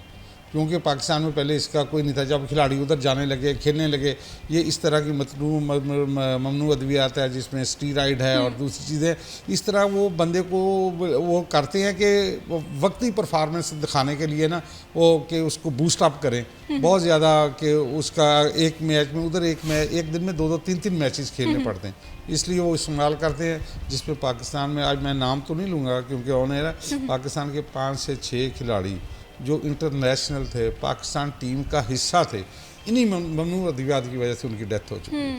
ये कितना ख़तरनाक है और इस चीज़ को रोकना बहुत ज़्यादा ज़रूरी और हो फिर थे अनमैरिड थे बेचारे, एक लड़का था उसकी 2-3 महीने पहले शादी हुई थी, वो भी इस तरह हुआ। कुछ लोग के वालिदैन का वहाद से हारा थे, उनके वालिद पहले डेथ हो चुकी थी, लेकिन उन्होंने अगर जब इस मैदान में आए, कबड्डी में बहुत अच्छा परफॉर्मेंस किया, पाकिस्तान टीम का हिस्सा बने, अपनी परफॉर्मेंस को मज़ीद बेहतर बनाने के लिए इसमें कोचेज़ को एजुकेट करने की ज़रूरत है, ऑफिशियल को एजुकेट करने की ज़रूरत है। कबड्डी फेडरेशन अपने तौर पे कोशिश कर रही है कि इनके जब बड़े टूर्नामेंट हों, वाडा से इनके डोपिंग टेस्ट करवाए जाएँ, लेकिन वो तो साल में एक आध टूर्नामेंट होता है ना। जब ये एक रीत बन गई है कि अब ये खिलाड़ियों को भी एजुकेट करने की ज़रूरत है, इनके ज़हन में ये चीज़ पिवस्त हो चुकी है कि अगर हम ये अद्वियात इस्तेमाल नहीं करेंगे तो हमारी परफॉर्मेंस अच्छी नहीं बिल्कुल होगी। और जब इंसान का माइंडसेट बन जाता है ना, फिर उस चीज़ को ओवरकम करना बहुत मुश्किल हो जाता है। कलीमुल्ला, मैं आपसे इसी क्वेश्चन पे आपका भी नोट जानना चाहती हूँ कि आप बड़े काबिल प्लेयर हैं और जो लोग कबड्डी में आना चाहते हैं लेकिन सोशल मीडिया पे ये ख़बरें गर्दिश करती हैं कि जो ममनू अद्वियात है वो इस्तेमाल की जाएँ तो आप एक अच्छे प्लेयर बन सकते हैं, क्या पैगाम देना चाहेंगे? अच्छे ਪਲੇਅਰ ਬਣ ਸਕਦੇ, ਚੀਜ਼ ਜਿਹੜੀ ਨਹੀਂ ਠੀਕ ਹੈਗੀ ਨਹੀਂ ਇਸਤੇਮਾਲ ਕਰਨੀ ਚਾਹੀਦੀ। ਪਾਕਿਸਤਾਨ ਦੇ ਵਿੱਚ ਜਿੱਦਾਂ ਗੱਲਾਂ ਦੇ ਸਾਹਮਣੇ ਦੱਸਿਆ ਕਿ ਘੱਟ ਸੀ ਚੀਜ਼ਾਂ ਨਾ, ਪਤਾ ਨਹੀਂ ਸੀਗਾ ਨਾ, ਜਿਸ ਤਰ੍ਹਾਂ ਹੀ ਪਲੇਅਰ ਬਾਹਰ ਜਾਣ ਲੱਗੇ, ਸੀਜ਼ਨ ਖੇਡਣ ਲੱਗ ਪਏ, ਇੰਡੀਅਨ ਪਲੇਅਰਾਂ ਨਾਲ ਖੇਡਣ ਲੱਗ ਗਏ, ਫਿਰ ਉੱਥੇ ਵਜ੍ਹਾ ਇੱਕ ਹੁੰਦਾ ਹੈ ਕਿ ਜੀ ਪਾਕਿਸਤਾਨ ਦੇ ਵਿੱਚ ਅਸੀਂ ਇੱਕ ਦਿਨ ਦੇ ਵਿੱਚ ਇੱਕ ਹੀ ਮੈਚ ਖੇਡਦੇ ਹਾਂ। ਠੀਕ ਹੈ। ਅਸੀਂ ਅਗਰ ਨੈਚੁਰਲ ਡਾਈਟ ਖਾਂਦੇ ਹਾਂ, ਟ੍ਰੇਨਿੰਗ ਕਰਦੇ ਹਾਂ, ਅਸੀਂ ਇੱਕ ਮੈਚ ਈਜ਼ੀਲੀ ਖੇਡ ਸਕਦੇ ਹਾਂ। ਠੀਕ ਹੈ। ਅਗਰ ਅਸੀਂ ਜਦੋਂ ਬਾਹਰ ਜਾਂਦੇ ਹਾਂ, ਪਹਿਲੀ ਗੱਲ ਤਾਂ ਉੱਥੇ ਸਰਦੀ ਹੁੰਦੀ ਆ, ਸਰਦੀ ਦੇ ਵਿੱਚ ਖੇਡਣਾ ਮੁਸ਼ਕਲ ਹੁੰਦਾ ਥੋੜਾ ਜਿਹਾ, ਕਿਉਂਕਿ ਅਸੀਂ ਨਿੱਕਰ ਦੇ ਵਿੱਚ ਹੁੰਦੇ ਆ, ਸਰਦੀ ਹੁੰਦੀ ਆ, ਸਾਡਾ ਬੋਡੀ ਵਾਰਮ ਅਪ ਨਹੀਂ ਜਲਦੀ ਹੁੰਦੀ। ਉਸ ਤੋਂ ਬਾਅਦ ਸਾਨੂੰ ਉੱਥੇ ਇਹ ਪ੍ਰੋਬਲਮ ਹੁੰਦੀ ਹੈ ਕਿ ਸਾਨੂੰ ਇੱਕ ਦਿਨ ਦੇ ਵਿੱਚ 4 ਵੀ ਮੈਚ ਖੇਡਣੇ ਪੈ ਜਾਂਦੇ ਆ। ਠੀਕ ਹੈ। ਅਸੀਂ ਸਵੇਰ 8-9 ਵਜੇ ਅਸੀਂ ਖੇਡਣਾ ਸ਼ੁਰੂ ਕਰਦੇ ਹਾਂ, ਸਟਾਰਟ ਕਰਦੇ ਹਾਂ। ਜਿੱਦਾਂ ਹੀ ਸਾਡਾ ਅਗਲਾ ਇੱਕ ਮੈਚ ਅਸੀਂ ਵਿਨ ਕੀਤਾ, ਰੈਸਟ ਥੋੜੀ ਜਿਹੀ ਮਿਲੀ, ਦੂਸਰੀ ਟੀਮ ਦਾ ਮੈਚ, ਉਸ ਤੋਂ ਬਾਅਦ ਫਿਰ ਦੁਬਾਰਾ ਸਾਡਾ ਮੈਚ ਆ। ਸ਼ਾਮ ਅਸੀਂ 6 ਵਜੇ ਤੱਕ ਵੀ ਸਾਨੂੰ ਕਈ ਦਫਾ ਖੇਡਣਾ ਪੈਂਦਾ ਜੇ ਅਗਰ ਸਾਡੀ ਟੀਮ ਜਿੱਤਦੀ ਆ ਰਹੀ ਨਾ। 4 ਮੈਚ ਇੱਕ ਦਿਨ ਦੇ ਵਿੱਚ ਇੱਕ ਪਲੇਅਰ ਲਈ ਖੇਡਣਾ ਬਹੁਤ ਮੁਸ਼ਕਲ ਹੋ ਜਾਂਦਾ, ਜਿਹਦੀ ਵਜ੍ਹਾ ਤੋਂ ਇਹ ਚੀਜ਼ਾਂ ਉੱਥੇ ਇਸਤੇਮਾਲ ਕਰਨੀਆਂ, ਜਾਂ ਜਿਸ ਤਰ੍ਹਾਂ ਕਲੱਬ ਵਾਲੇ ਪ੍ਰਮੋਟਰ ਹੁੰਦੇ ਆ, ਉਹ ਕਹਿੰਦੇ ਕਿ ਸਾਨੂੰ ਮੈਚ ਚਾਹੀਦਾ, ਅਸੀਂ ਤੁਹਾਨੂੰ ਪੈਸੇ ਦੇਣੇ ਆ, ਸਾਨੂੰ ਮੈਚ ਚਾਹੀਦਾ, ਤੁਸੀਂ ਜੋ ਵੀ ਇਸਤੇਮਾਲ ਕਰਨਾ ਕਰੋ। ਸਹੀ। ਹਾਂ, ਇਹ ਚੀਜ਼ਾਂ ਉਹ ਚੀਜ਼ ਹੈ ਤੇ ਮਾੜੀ ਆ, ਪਰ ਉੱਥੇ ਮਜਬੂਰੀ ਬਣ ਜਾਂਦੀ ਜਾ ਕੇ। ਫਿਰ ਜਿੱਦਾਂ ਹੀ ਉਸ 'ਤੇ ਜਾ ਕੇ ਪਲੇਅਰ ਉਹਨਾਂ ਚੀਜ਼ਾਂ ਦਾ ਪਤਾ ਲੱਗਾ, ਫਿਰ ਉਹ ਆਸਤਾ ਆਸਤਾ ਪਾਕਿਸਤਾਨ 'ਚ ਵੀ ਆ ਗਿਆ। ਹੁਣ ਜਿਹੜੀ ਛੋਟੇ ਮੁੰਡੇ ਆ यंग जनरेशन है वो भी बहुत ज़्यादा इस पास लग गई है। बिल्कुल ऐसी है, मुझे लगता है सेहत पे कंप्रोमाइज़ नहीं होना चाहिए। अगर आपके सेहत के मामला मुतासर होंगे, आप जितने मर्ज़ी बड़े प्लेयर हों, आपकी ज़िंदगी नहीं होगी तो आप क्या खेल पेश करेंगे। कलीमुल्लाह, मैं आपसे ये भी जानना चाहती हूँ कि बहुत सारे लोग हैं जो कि आप कबड्डी के मैदान में आना चाहते हैं, तो क्या सजेशन देंगे, किस तरह से एक अच्छा प्लेयर बना जा सकता है कबड्डी के लिए? ਉਹਦੇ ਵਾਸਤੇ ਤਾਂ ਸਭ ਤੋਂ ਪਹਿਲੇ ਕਿ ਉਹਦੀ ਬੈਕਗਰਾਉਂਡ, ਉਹਦੇ ਘਰੋਂ ਸਪੋਰਟ ਹੋਣੀ ਬਹੁਤ ਜ਼ਰੂਰੀ ਆ ਨਾ। ਅਗਰ ਉਹਦੇ ਘਰ ਦੀ ਸਪੋਰਟ ਹੀ ਨਹੀਂ ਹੈ, ਕਿ ਉਹਦਾ ਵਾਲਦੈਨ ਹੀ ਨਹੀਂ ਇਸ ਚੀਜ਼ 'ਤੇ ਰਾਜ਼ੀ ਕਿ ਉਹ ਖੇਡੇ, ਉਹ ਕਦੀ ਵੀ ਪਲੇਅਰ ਨਹੀਂ ਬਣ ਸਕਦਾ। ਸਭ ਤੋਂ ਪਹਿਲੀ ਉਹਨੂੰ ਘਰ ਦੇ ਵਿੱਚੋਂ ਸਪੋਰਟ ਹੋਣਾ ਬਹੁਤ ਜ਼ਰੂਰੀ ਹੈ, ਉਹਦੇ ਭੈਣ ਭਾਈ, ਉਹਦਾ ਵਾਲਦੈਨ ਦੀ ਸਪੋਰਟ ਬਹੁਤ ਜ਼ਰੂਰੀ ਆ। ਉਸ ਤੋਂ ਬਾਅਦ ਉਹਨੂੰ ਇੱਕ ਅੱਛਾ ਕੋਚ ਜਿਹੜਾ ਮੁਯੱਸਰ ਹੋਣਾ ਉਹ ਬਹੁਤ ਜ਼ਰੂਰੀ ਆ, ਗਰਾਊਂਡ ਮੁਯੱਸਰ ਹੋਣਾ ਬਹੁਤ ਜ਼ਰੂਰੀ ਆ। ਉਸ ਤੋਂ ਬਾਅਦ ਉਹਦੇ ਵਸਾਇਲ ਇਸ ਤਰ੍ਹਾਂ ਦੇ ਹੋਣ ਕਿ ਉਹ 2-3 साल अगर मेहनत करता वा, उन्होंने मतलब कि कोई प्रॉब्लम ना आवे करो। ऐसी ये छोटे छोटे फैमिली सपोर्ट तो बहुत ज़रूरी होती है। आप किसी भी मैदान में चले जाएं, अगर आपकी फैमिली सपोर्ट नहीं करी ना, तो मुझे लगता है आप उतने कामयाब नहीं हो सकते। नो डाउट प्रॉब्लम्स आती हैं, लेकिन कंसिस्टेंसी बड़ी मैटर करती है। कलीमुल्लाह, मैं आपसे ये भी जानना चाहती हूँ, आपने इंटरनेशनल मैचेस में भी पाकिस्तान की रिप्रेजेंटेशन आपके पास मौजूद है, पाकिस्तान को रिप्रेजेंट किया है, कोई यादगार लम्हा मैच के दौरान आपकी ज़िंदगी का कोई? तो ज़्यादा यादगार तो पाकिस्तान 'ਚ ਸੀਗਾ, ਕਿਉਂਕਿ ਪਹਿਲੀ ਦਫਾ ਹੀ ਪਾਕਿਸਤਾਨ 'ਚ ਵਰਲਡ ਕੱਪ ਹੋਇਆ ਸੀਗਾ, ਤੇ ਪਹਿਲੀ ਦਫਾ ਹੀ ਸਾਨੂੰ ਮੌਕਾ ਮਿਲਿਆ ਪਾਕਿਸਤਾਨ ਟੀਮ ਵੱਲੋਂ ਖੇਡਣ ਦਾ। ਤੇ ਮੈਂ ਤਾਂ ਕਹਿੰਦਾ ਕਿ ਇਸ ਤੋਂ ਵੱਡੀ ਖੁਸ਼ੀ ਦੀ ਕੋਈ ਖਬਰ ਨਹੀਂ ਹੋ ਸਕਦਾ ਲਮਹਾ। ਉਸ ਤੋਂ ਬਾਅਦ ਦੂਸਰਾ ਮੇਰੇ ਲਈ ਸੀ ਕਿ ਜਦੋਂ ਮੈਂ ਪਾਕਿਸਤਾਨ ਟੀਮ ਦਾ ਕਪਤਾਨ ਬਣਿਆ ਸੀਗਾ। ਇਹ ਥੋੜ੍ਹੇ ਪਿੱਛੇ ਪਾਕਿਸਤਾਨ 'ਚ ਇੱਕ 3 ਮੁਲਕੀ ਸੀਰੀਜ਼ ਹੋਈ ਸੀ, ਜਿਹਦੇ ਵਿੱਚ ਈਰਾਨ, ਇੰਡੀਆ, ਪਾਕਿਸਤਾਨੀ ਟੀਮਾਂ, तो उस टाइम मैं पाकिस्तान टीम का कप्तान बनया सी, जो मेरे वास्ते बहुत ज़्यादा खुशी का। बिल्कुल इसी तरह से, और इंसान की जो ज़िंदगी है ना वो कलेक्शन ऑफ द मोमेंट्स है। आपकी ज़िंदगी में बड़े यादगार लम्हात आते हैं। तो ये गिलानी साहब आपसे मैं ये जानना चाहती हूँ, आपकी ज़िंदगी का फॉर एग्जांपल आप कमेंट्री कर रहे हैं, सबसे यादगार वाक़या कौन सा? सबसे यादगार वाक़या यही है कि 2010 में ना 13 अप्रैल का दिन था, संडे वाला दिन, लुधियाना गुरु नानक स्टेडियम में इंडिया और पाकिस्तान का फाइनल मैच हो रहा था।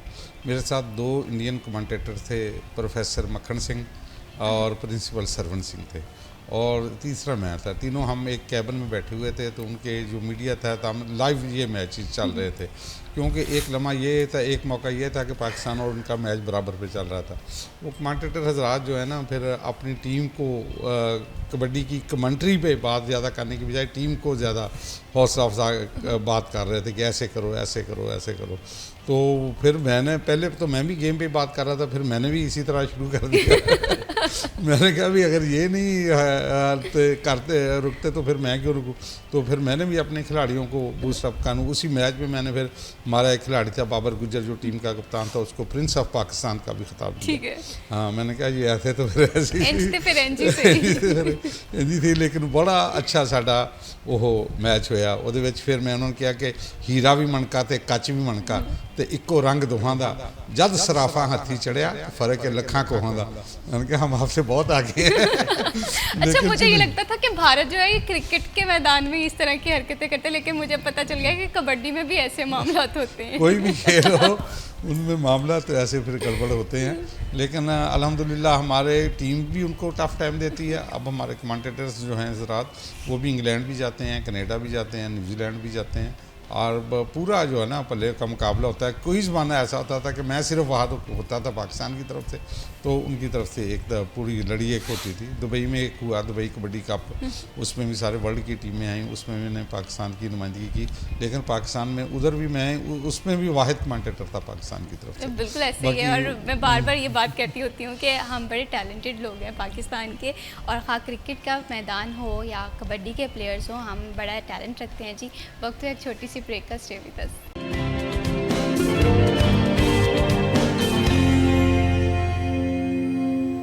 वेलकम बैक जी, आप देख रहे हैं सिटी एट 10, और अब बात करते हैं जी सराफा मार्केट में गोल्ड के रेट्स क्या चल रहे हैं। बड़ी अनसर्टन सी सिचुएशन हमें दिखाई देती है, कभी सोना हमें महंगा होता हुआ दिखाई देता है और कभी सस्ता होता हुआ दिखाई देता है, लेकिन जब गोल्ड की कीमत गिरती भी है ना, तब भी आम शहरी यही कह रहा होता है कि स्टिल प्राइस जो है वो काफ़ी ज़्यादा हाई है।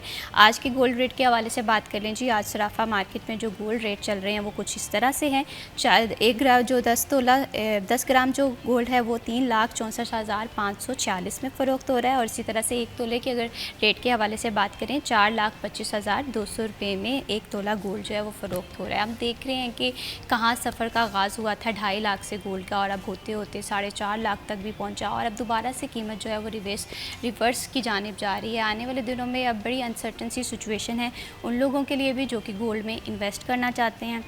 वो सोच रहे हैं कि शायद गोल्ड मज़ीद सस्ता हो जाए, और वो लोग जो कि बतौर गिफ्ट देना चाहते हैं, शादियों की रस्मात में भी बड़ा शामिल किया जाता है गोल्ड को, तो वो भी अभी बड़ी अनसर्टेन सिचुएशन का शिकार है। अब देखते हैं जी आने वाले दौर में क्या बनता है, कि सोना मज़ीद सस्ता होता है या महंगा होता है। माहिरीन कहते हैं कि 5 लाख तक भी पहुँचेगा, कुछ लोग कह रहे हैं कि नहीं अब जो है गोल्ड आहिस्ता आहिस्ता सस्ता होगा। देखते हैं जी, ये सिचुएशन पर डिपेंड करता है जी।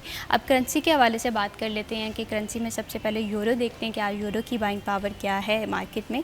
331.95 में बाय किया जा रहा है और 335.45 में फ़रोख्त किया जा रहा है। सऊदी रियाल के हवाले से बात करें 75.7 में बाय किया जा रहा है और 76.35 में फ़रोख्त किया जा रहा है। यूएई दिरहम के हवाले से बात करें, बाइंग कीमत इसकी जी 76.8 है और 77.8 में फ़रोख्त किया जा रहा है। यूके पाउंड की कीमत जो है 381.1 है, इतने में बाय किया जा रहा है और 384.1 में सेल किया जा रहा है। यूएस डॉलर की कीमत को अगर देखा जाए तो 282.5 में बाय किया जा रहा है और 282.8 में फ़रोख्त किया जा रहा है। अगेन यूके जो पाउंड है वो 1 रुपया जो है वो महंगा हमें होता हुआ दिखाई दे रहा है। डॉलर की जो कीमत है वो हमें मुस्तहकम दिखाई दे रही है। करेंसी की जो कीमतें हैं इसमें इतना मेजर रद्दोबदल हमें नहीं नज़र आ रहा है, लेकिन गोल्ड की कीमत में हम देखते हैं कि कभी तो प्राइस बहुत ज़्यादा हाई हो जाती है और कभी कम होती है, तो बहुत कम मिकदार में कम हो रही होती है। लेकिन आने वाले दिनों में देखते हैं जी सोना सस्ता होता है या महंगा होता है। और ब्रेक पे जाने से पहले हम बात कर रहे थे पंजाब की पहचान खेल कबड्डी के हवाले से। हम इस खेल से हमारे पंजाब की खुशबू आती है। इसमें हम देखते हैं कि पंजाब के बड़े टैलेंटेड लोग इसमें शामिल हैं जी। अब यहाँ पे प्रोग्राम में मैं इंट्रोड्यूस कराना चाहती हूँ, हमें प्रोग्राम में ज्वाइन किया है आतिफ मुबीन साहब ने। कबड्डी के प्लेयर हैं, बहुत ही कम उम्र में बहुत ही अच्छा खेल रहे हैं और पाकिस्तान का नाम रोशन कर रहे हैं। आइए खुश आमदीद कहते हैं इन्हें। अस्सलाम वालेकुम। वालेकुम अस्सलाम। कैसे हैं आतिफ आप? जी अल्हम्दुलिल्लाह। बहुत शुक्रिया आतिफ, आपने प्रोग्राम में वक्त दिया। आतिफ सबसे पहले बताएं, जैसे अभी गिलानी साहब कह रहे थे कि आप सबसे कम उम्र प्लेयर हैं और बड़ी कम उम्र में आपने बड़े अपने टैलेंट का मुजाहरा किया, कैसा महसूस होता है कबड्डी टीम को ज्वाइन करके? जी सबसे पहले तो मैं अल्लाह का शुक्र अदा करना चाहता हूँ, जो गिलानी साहब ने कहा मैं उस पर पूरा उतरा हूँ। और दूसरा ये जो अभी कलीम भाई ने पहले बात की थी, गिलानी साहब जो प्रोग्राम करते हैं यंग टैलेंट को प्रमोट करने के लिए, मैं भी उसी टैलेंट से तराशा गया हीरा हूँ। तो गिलानी साहब एक मैच करवाते होते थे यहाँ पे हॉकी स्टेडियम में, एक इनका ग्राउंड होता था। अभी तो वो ख़त्म कर दिया गया। ये भी मैं आपके प्रोग्राम में कहूँगा कि हमें फैसलाबाद में कबड्डी स्टेडियम की ज़रूरत है। देखें अभी गिलानी साहब ने पहले भी कहा फैसलाबाद में 12 लड़के जो कौमी टीम के 12 लड़के फैसलाबाद में, लेकिन ये हमारी बदकिस्मती है, यहाँ पे कोई स्टेडियम नहीं है कबड्डी का। ऑफिशियल को स्टेडियम नहीं है, वैसे लोगों के पास ग्राउंड्स हैं लेकिन ऑफिशियल को स्टेडियम नहीं है। तो ये अल्लाह पाक का शुक्र है कि इतनी छोटी सी उम्र में हम यहाँ तक पहुँच गए हैं। बिल्कुल इसी तरह से ये बात तो आपने बिल्कुल ठीक की कि अगर हम चाहते हैं कि हमारे खेल जो हैं वो पॉपुलर हैं, तो हमें खेलों के मैदान को जी वीरान नहीं करना, बल्कि इन्हें ये ज़्यादा से ज़्यादा इस चीज़ से इस्तेफ़ादा हासिल करने के लिए ज़्यादा से ज़्यादा यूटिलाइज़ करना है। तैयब गिलानी साहब, आपसे मैं ये जानना चाहती हूँ, यंग टैलेंट किसी भी खेल के लिए बहुत ज़्यादा ज़रूरी होता है, तो इस हवाले से जैसे अभी आतिफ बता रहे हैं, आपकी बड़ी तारीफ़ कर रहे हैं और इस चीज़ पर वाकई इस चीज़ के हम मुतरफ़ हैं कि यंग टैलेंट को इंट्रोड्यूस कराना बहुत ज़्यादा ज़रूरी हो गया है। तो इसके लिए क्या क्या इनिशिएटिव लिए जाते हैं? इससे पहले तो जी सबसे पहले मैं Faisalabad chamber of commerce industry का भी इंतहाई मशहूर हूँ कि उन्होंने भी 2019 से लेकर अब तक मुझे चेयरमैन स्टैंडिंग कमेटी स्पोर्ट्स और ख़ुसूसी तौर पर कबड्डी पे काम करने के लिए कहा था। अभी रिसेंटली हमें फिर दोबारा कमेटी बनी है। राना सिकंदर आज़म खान साहब जो हमारे चेयरमैन भी हैं कबड्डी एसोसिएशन के, साहब सदर भी हैं, फ़ारूक यूसुफ शेख साहब जो अभी प्रेसिडेंट बने हैं FCCI के, उन्होंने भी इस खेल को प्रमोट करने में दिलचस्पी ली है और उम्मीद है कि आने वाले दिनों में इंशाअल्लाह ताला हम FCCI के प्लेटफार्म से एक बड़ा इंटरनेशनल नहीं तो नेशनल लेवल का टूर्नामेंट करवाने में ज़रूर कामयाब हो जाएंगे इंशाल्लाह। और मेरी इस सिलसिले में उनसे बात भी हुई है और इंशाल्लाह ये बहुत जल्द ये बहुत बड़ी खुशखबरी सुनेंगी कि फैसलाबाद में FCCI gold cup kabaddi tournament भी है। बिल्कुल इसी तरह से है, क्योंकि हम फैसलाबादी अक्सर ये बात करते हैं कि हमारे पास ना तफरीह के लिए बड़े कम मौके होते हैं, तो हमें कोई मैच मिल जाए तो हम तो बड़े खुश होते हैं जी। और कबड्डी जैसा मैच, क्योंकि मैं बार बार ये कहती हूँ कि पंजाब की पहचान है जी। ये भी बताइएगा गिलानी साहब कि अगर हम बात करें कबड्डी के मिसाल के हवाले से, जैसे अभी आतिफ ने बताया कि यहाँ पर ग्राउंड मौजूद नहीं है, इस हवाले में मुझे लगता है कि आवाज़ बुलंद करना बहुत ज़्यादा ज़रूरी हो गया ताकि यहाँ के प्लेयर्स को यूटिलाइज़ तो किया जाए, अपना टैलेंट शो करने के लिए ग्राउंड तो मौजूद हो, मुहैया किया जाए। मैंने आपकी आवाज़ सुनी तो मेरे रोंगटे खड़े हो गए हैं इस सिलसिले में कि यह इतनी बड़ी ज़्यादती है कि पाकिस्तान की कबड्डी की पूरी की टीम फैसलाबाद की हो तो फैसलाबाद में कबड्डी का एक भी स्टेडियम ना हो। एक जो स्टेडियम अभी रिसेंटली मलकपुर में एक कबड्डी स्टेडियम बना है, लेकिन वो ऐसी कशमकश में शामिल है वहाँ कबड्डी खेलने की किसी को इजाज़त ही नहीं। कितना बड़ा बड़ा घास उधर है और दीगर भी है, स्टेडियम बन गया है और फैसलाबाद मलकपुर कबड्डी स्टेडियम उसका नाम है, लेकिन कबड्डी खेलने के लिए उसकी खिलाड़ियों को इजाज़त ही नहीं है कि उसमें कबड्डी खेलें। ये बड़ी बदकिस्मती की बात है कि सियासत जो है वो स्पोर्ट्स में नहीं आनी चाहिए। जब भी सियासत स्पोर्ट्स में इन्वॉल्व होती है स्पोर्ट्स का बेड़ा गर्क हो जाता है। ये देखो ना, जिन लोगों ने ये इतनी कोशिश से गवर्नमेंट का फंड्स ला के ये इतना बड़ा स्टेडियम बनवाया, अब वो स्टेडियम को ताले लगे हुए हैं जी, तो उधर कबड्डी नहीं खेल सकते। शुरू में इन्होंने इजाज़त दी थी कि 2 घंटे सुबह 2 घंटे शाम पे, ये स्टेडियम है, इसमें प्रैक्टिस 2 घंटे सुबह 2 घंटे शाम वाला क्या बनता है? ये गवर्नमेंट का स्टेडियम है, गवर्नमेंट की फैसिलिटी है, बच्चों को सेहतमंद सरगर्मियाँ स्टेडियम खोलेंगे तो लोग बुराइयों से बचेंगे, नहीं तो वो अपने घरों में बैठ के फिर वही जो है अपना कोई मोबाइल चलाएगा, कोई इंटरनेट चलाएगा, कोई मूवीज़ देखेगा, कोई और जो है दीगर इस तरह की बुराइयाँ उसमें पड़ेगा। स्टेडियम को हर वक्त खेल के लिए ओपन होना चाहिए, जब मर्जी को आए खेले, आपकी मैनेजमेंट है उधर वो रखें और ऊपर से ये खिलाड़ी अगर जी इधर मैच कराना तो स्टेडियम की फ़ीस जमा कराएं। ये तो उससे भी बड़े जुल्म की बात है। बिल्कुल, ये तो सीधा तो से मैं ज्यादती है। इरबाब इख्तियार से करता हूँ, ख़ासकर डिप्टी कमिश्नर फैसलाबाद से, और जो आला अहदेदार हैं उसके ऊपर तो फिर हम तहरीरी तौर पे भी दरख्वास्तें भी देंगे, सब कुछ करेंगे। लेकिन ये तो किसी ने भी, अगर किसी एसोसिएशन ने भी मैच कराना हो, किसी क्लब ने भी मैच कराना हो, स्टेडियम अगर कबड्डी के नाम पे स्टेडियम बना है तो उसको इजाज़त होनी चाहिए और उसकी कोई फ़ीस वगैरह नहीं होनी चाहिए। अब स्टेडियम बना है तो स्टेडियम को ताले लगे हैं, क्या गेम प्रमोट होगी जी उसमें? बिल्कुल ऐसे ही है। और अगर हम अपने ग्राउंड जो है इन्हें आबाद रखना चाहते हैं तो ये वीरानियाँ ख़त्म करनी पड़ेंगी, प्लेयर को यूटिलाइज़ करना पड़ेगा, उनके लिए आसानियाँ पैदा करनी पड़ेंगी, उन्हें वसाइल देने पड़ेंगे। फिर जाकर हम देखेंगे कि हम हकीकी मायनों में कह रहे हैं कि हम अब स्पोर्ट्स को एम्पावर कर रहे हैं, हम लोगों को जिस स्पोर्ट्स की तरफ लेकर आ रहे हैं। क्योंकि आज के दौर के हवाले से बात करें, सोशल मीडिया का दौर है, सोशल इवल्स बड़ी कॉमन हो गई हैं। ऐसे में हमारे यंगस्टर्स को बचाना, जो कि हमारा कीमती असासा है, बहुत ज़्यादा ज़रूरी है। आतिफ, मैं यहाँ पर आपसे ये जानना चाहती हूँ कि आपने इंटरनेशनल मैचेस में भी हिस्सा लिया है और आपने बड़े अच्छे स्कोर गेन किए हैं, तो किस तरह से ये कौन स्पोर्ट एक फैमिली की स्पोर्ट हासिल थी? जी, सबसे पहले तो मैं गिलानी साहब का शुक्रिया अदा करना चाहता हूँ कि इन्होंने हमें ग्राउंड लेवल पे काफ़ी सपोर्ट किया। उसके बाद मेरे वालिद साहब खेलते होते थे, उनका नाम अब्दुल हकीम है, तो उन्होंने काफ़ी मेरे पीछे ये सपोर्ट रही है शुरू से ही। मुझे अपने आप पे इतना यकीन नहीं था जितना उनको था। वो मुझे हमेशा कहते थे तुम खेलोगे, और उनकी उम्मीदों पर मैं पूरा उतरा हूँ।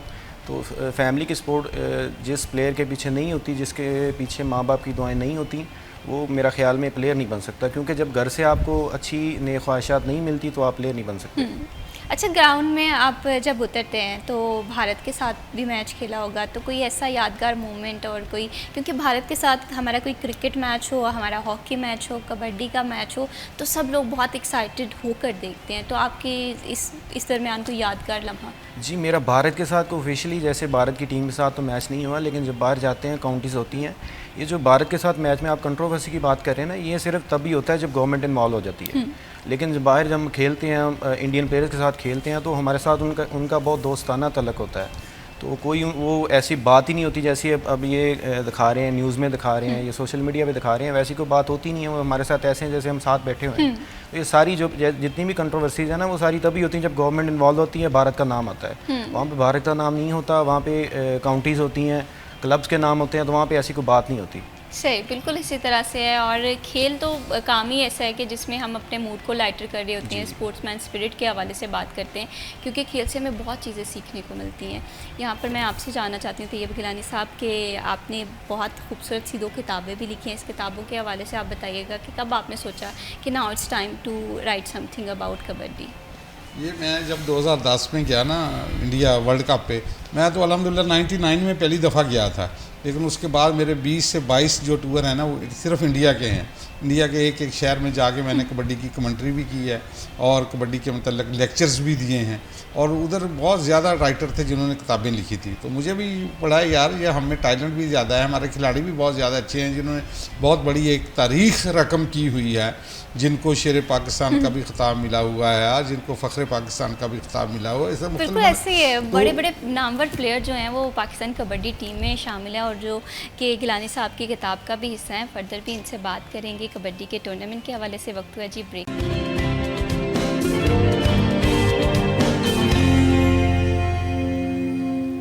वेलकम बैक जी, आप देख रहे हैं सिटी एट 10 और हम बात कर रहे हैं कबड्डी जैसे खेल के हवाले से, जो कि हमारे पंजाब का एक पहचान भी है और हमारे लिए बड़ा पॉपुलर है, हमारे दिल के बड़े करीब है।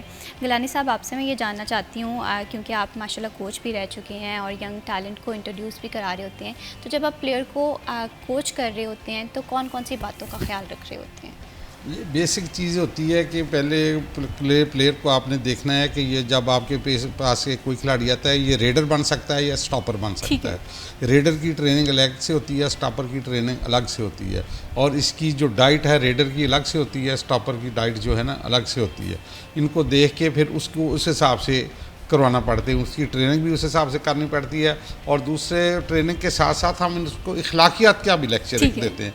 हम हर सालाना एक लेक्चर कोर्स इनका करवाते हैं, ऑफिशियल कोर्स। उसमें खिलाड़ियों के लिए लेक्चर्स, टेक्निकल ऑफिशियल के लिए लेक्चर्स, उनको बताते हैं कि खेल के साथ साथ आपने कौन कौन सी चीज़ें अडॉप्ट करनी है और किस किस चीज़ से बचना है। ठीक है। तो वो सारा अल्हम्दुलिल्लाह हर साल सालाना जो रिफ्रेशर कोर्स होता है, इसमें ये सारी चीज़ें इनको बताते हैं ताकि वो उस पर अमल करके फिर आगे बढ़ सकें। वैसे बेहतरीन एज जो है ना, मैं वो आपको बताता हूँ, एक कबड्डी का खिलाड़ी अगर मैट्रिक तक शुरू करेगा ना कबड्डी तक, 22 साल की उम्र में वो नेशनल टीम का हिस्सा बन जाएगा।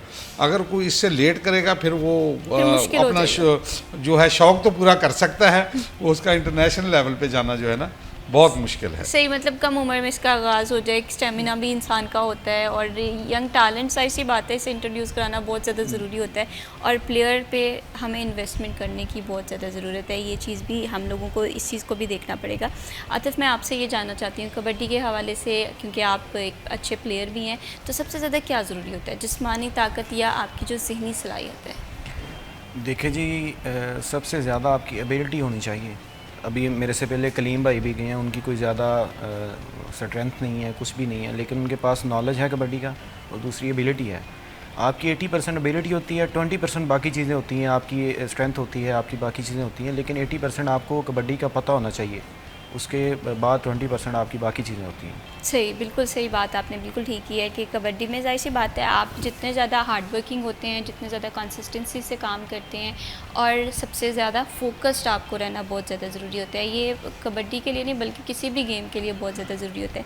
गिलानी साहब, आपसे मैं ये भी जानना चाहती हूँ कि जैसे कि प्रोग्राम के स्टार्ट में मैंने आपको कहा था कि मुझे थोड़ी सी कॉमेंट्री के हवाले से यादगार सा कोई लम्हा बताएँ। अब मैं चाहती हूँ कि जस्ट एज्यूम करते हैं कि मैच हो रहा है पाकिस्तान वर्सेस इंडिया कबड्डी का, ठीक है। कलीमुल्लाह साहब जो कि कैप्टन है पाकिस्तान के, वो मैदान में उतरे हैं, उन्हें कैसे आपने पुशअप करना है, क्या कमेंट्री करेंगे? पाकिस्तान और इंडिया का मैच जिहड़ा फाइनल पंजाब स्टेडियम लाहौर दे विच आ और आवाम दे नाल खचा खच स्टेडियम भरिया होया। ऑर्गेनाइजर ने स्टेडियम नूं भी दुल्हन की तरह सजाया होया, चीफ गेस्ट भी आ रहे हैं, दोनों टीमां वार्म अप कर रही हैं। 4 जाफी इंडिया के खड़े हो गए, बड़े मजबूत जाफी है जिहदे विच अरस चोला, मंगत सिंह मंगी आ और उहदे विच दुल्ला वा और उहदे विच खुशी आ, चारे बड़े मन्ने हुए जाफी। इधरों पाकिस्तान के स्पीड स्टार का खिताब लैने वाले कैप्टन टीम के कलीमुल्लाह जट हल्के हल्के पब्बां नाल पट्टां ते थापियां मारते हुए 4 जाफियां नूं बढ़ रहे हैं। अगे 4 जाफी खड़े, कहते 1 2 3 नहीं, असीं 4 हाँ भरा, जिहड़ा चंगा लगदा तू हत्थ उस नूं ला। इहदा टच होया कलीमुल्लाह जट दा अरस चोले नाल, दोवें गुत्थम गुत्था हो गए एक दूसरे को और बिल्कुल खाम खा दी सूरत हाल चल रही है। उस गुट फड़िया, अरस चोले ने कलीमुल्लाह छुड़ाने की कोशिश कर रहा, भरे गिद्धे विच फड़ी, जिस मेरी बांह हजे तक करे थां सां, 10 भाबियां नहीं मुंडा किहड़े पिंड दा। कशमकश 30 सेकंडां का समा बीत रहा, हंदिया दे कोल आ गए और कलीमुल्लाह जट अपना पॉइंट लैण दे विच कामयाब हो गया। पाकिस्तान 1 इंडिया 0। वाह, और मुझे तो ऐसा लग रहा है कि पूरा मैच जो है ना वो मैंने अपनी आंखों के सामने देख लिया है। आपकी कमेंट्री में इतनी ताकत है कि जो चीज़ें आप एक्सप्लेन कर रहे थे ना वो विजुअल मेरे माइंड में चल रहे थे और ये अल्लाह ताला ने आपको बड़ी सलाहियत दी है जी, इसमें अल्लाह ताला आपको मज़ीद कामयाबियाँ अता करे। यहाँ पर मैं आपसे सर ये भी जानना चाहती हूँ कि कबड्डी के हवाले से जो लोग इस खेल में आना चाहते हैं, हुकूमत की तरफ से क्या देख रहे हैं कि कितना आप लोगों को सपोर्ट किया जा रहा है? अगर सपोर्ट नहीं किया जा रहा तो क्या क्या चीज़ें जो हैं वो इस खेल को मज़ीद फ़रोग़ देने के लिए करने की ज़रूरत है? बेसिक तो ये है जी, सबसे पहले जिस तरह पहले तो हमारे दौर में होता था कबड्डी को स्कूल लेवल पे सतह की शुरू कराया जाए। स्कूल में अब कबड्डी नहीं होती, स्कूलों में नहीं होती, कॉलेजेस में नहीं होती, कॉलेजेस में प्राइवेट कॉलेजेस में होती है, अब थोड़ी थोड़ी कॉलेजेस में शुरू हुई है। लेकिन स्कूल के बेसिक नर्सरी स्कूल है, स्कूल से तमाम गेमें शुरू कराई जाएँ, कबड्डी को भी शुरू कराया जाए और जो खिलाड़ी ऊपर टैलेंटेड आते हैं खेलने वाले, मुख्तलिफ महकमों में उनको मुलाजमतें दी जाएँ। जितनी देर मुलाजमतें नहीं मिलती उनको पंजाब स्पोर्ट्स बोर्ड की तरफ से वजीफ़ा उनका मुकर्रर किया जाए, जिससे अपने वो घरेलू जो है ख़र्च अखराजात वो चला सके। एक खिलाड़ी जब मुआशी तौर पर ही आज़ाद नहीं होगा तो वो क्या गेम करेगा? इसलिए इनके वज़ाइफ भी मुकर्रर किए जाएँ, जिसकी मुख्तलिफ डिपार्टमेंट्स में जो पुलिस था, रेलवे था, HEC और POF वा थी और दी SNGPL थी, इनको खिलाड़ियों को मुलाजमत भी फराम करें, दोबारा अपनी टीमें भी बनाएं और सबसे जो है जो कबड्डी के खिलाड़ियों के लिए मैदान जो है ओपन किया जाए। फैसलाबाद में जो मलकपुर कबड्डी स्टेडियम है, इसको कबड्डी के लिए ओपन किया जाए। कोई एसोसिएशन हो, कोई क्लब हो, कोई बंदा अगर इधर कबड्डी का मैदान सजाना चाहे, मैच कराना चाहे, गवर्नमेंट का उस पर क्या खर्चा है? देखिए ना, घास लगी हुई है, स्टेडियम ऑलरेडी बन चुका है, इसमें ना तो उन्होंने किसी बंदे को कोई फीस देनी है, ना किसी को कोई इनाम देना है, सिर्फ एक खेलने के लिए मैदान ही देना ना। अगर वो खेलने के लिए मैदान भी नहीं देंगे तो फिर तो ये कबड्डी के साथ बड़ी ज़्यादती होगी। मेरी अरबाब इख्तियार से गुजारिश है कि खिलाड़ियों को सहूलतें फराहम की जाए, इनको मुलाजमतें, इनको वज़ाइफ के साथ साथ इनको कबड्डी के ग्राउंड भी मुहैया किए बिल्कुल जाएं। इसी तरह से है, और ये ज़रूरियात है, ख्वाहिशें नहीं है। ये अगर ज़रूरियात फैसलाबाद में पूरी होंगी या पंजाब की सतह पे पूरी होती हुई हमें दिखाई देंगी, हम देखेंगे कि बहुत सारा टैलेंट जो कि हम वेस्ट कर रहे हैं, जो कि हमारे मैदान में नहीं आ रहा है, जो कि ये सोच रहा है कि इसमें वसाइल की कमी है उनके पास और वो इस खेल में नहीं आ सकते।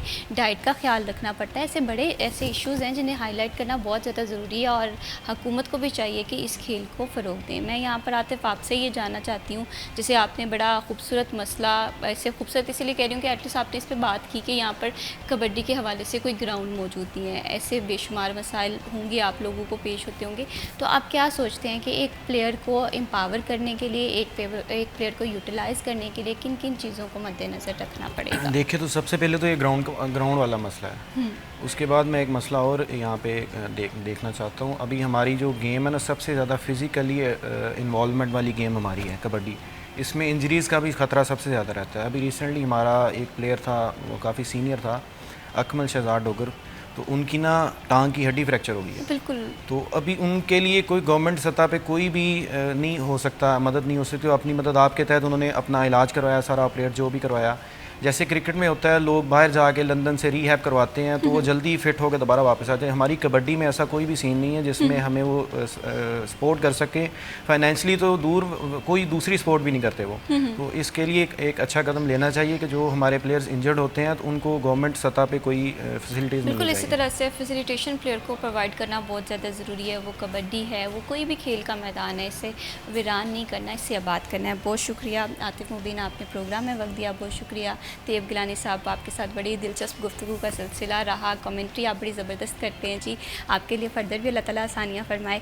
खेलों के मैदान जो हैं वो हमारे यंगस्टर्स की आज की ज़रूरत भी हैं। हुकूमत को चाहिए कि खेलों को फ़रोग़ देने के लिए बड़े बड़े अच्छे और बड़े इनिशिएटिव बर वक्त लें, ताकि हम हमारे जो यूथ है इसे वेस्ट ना करें।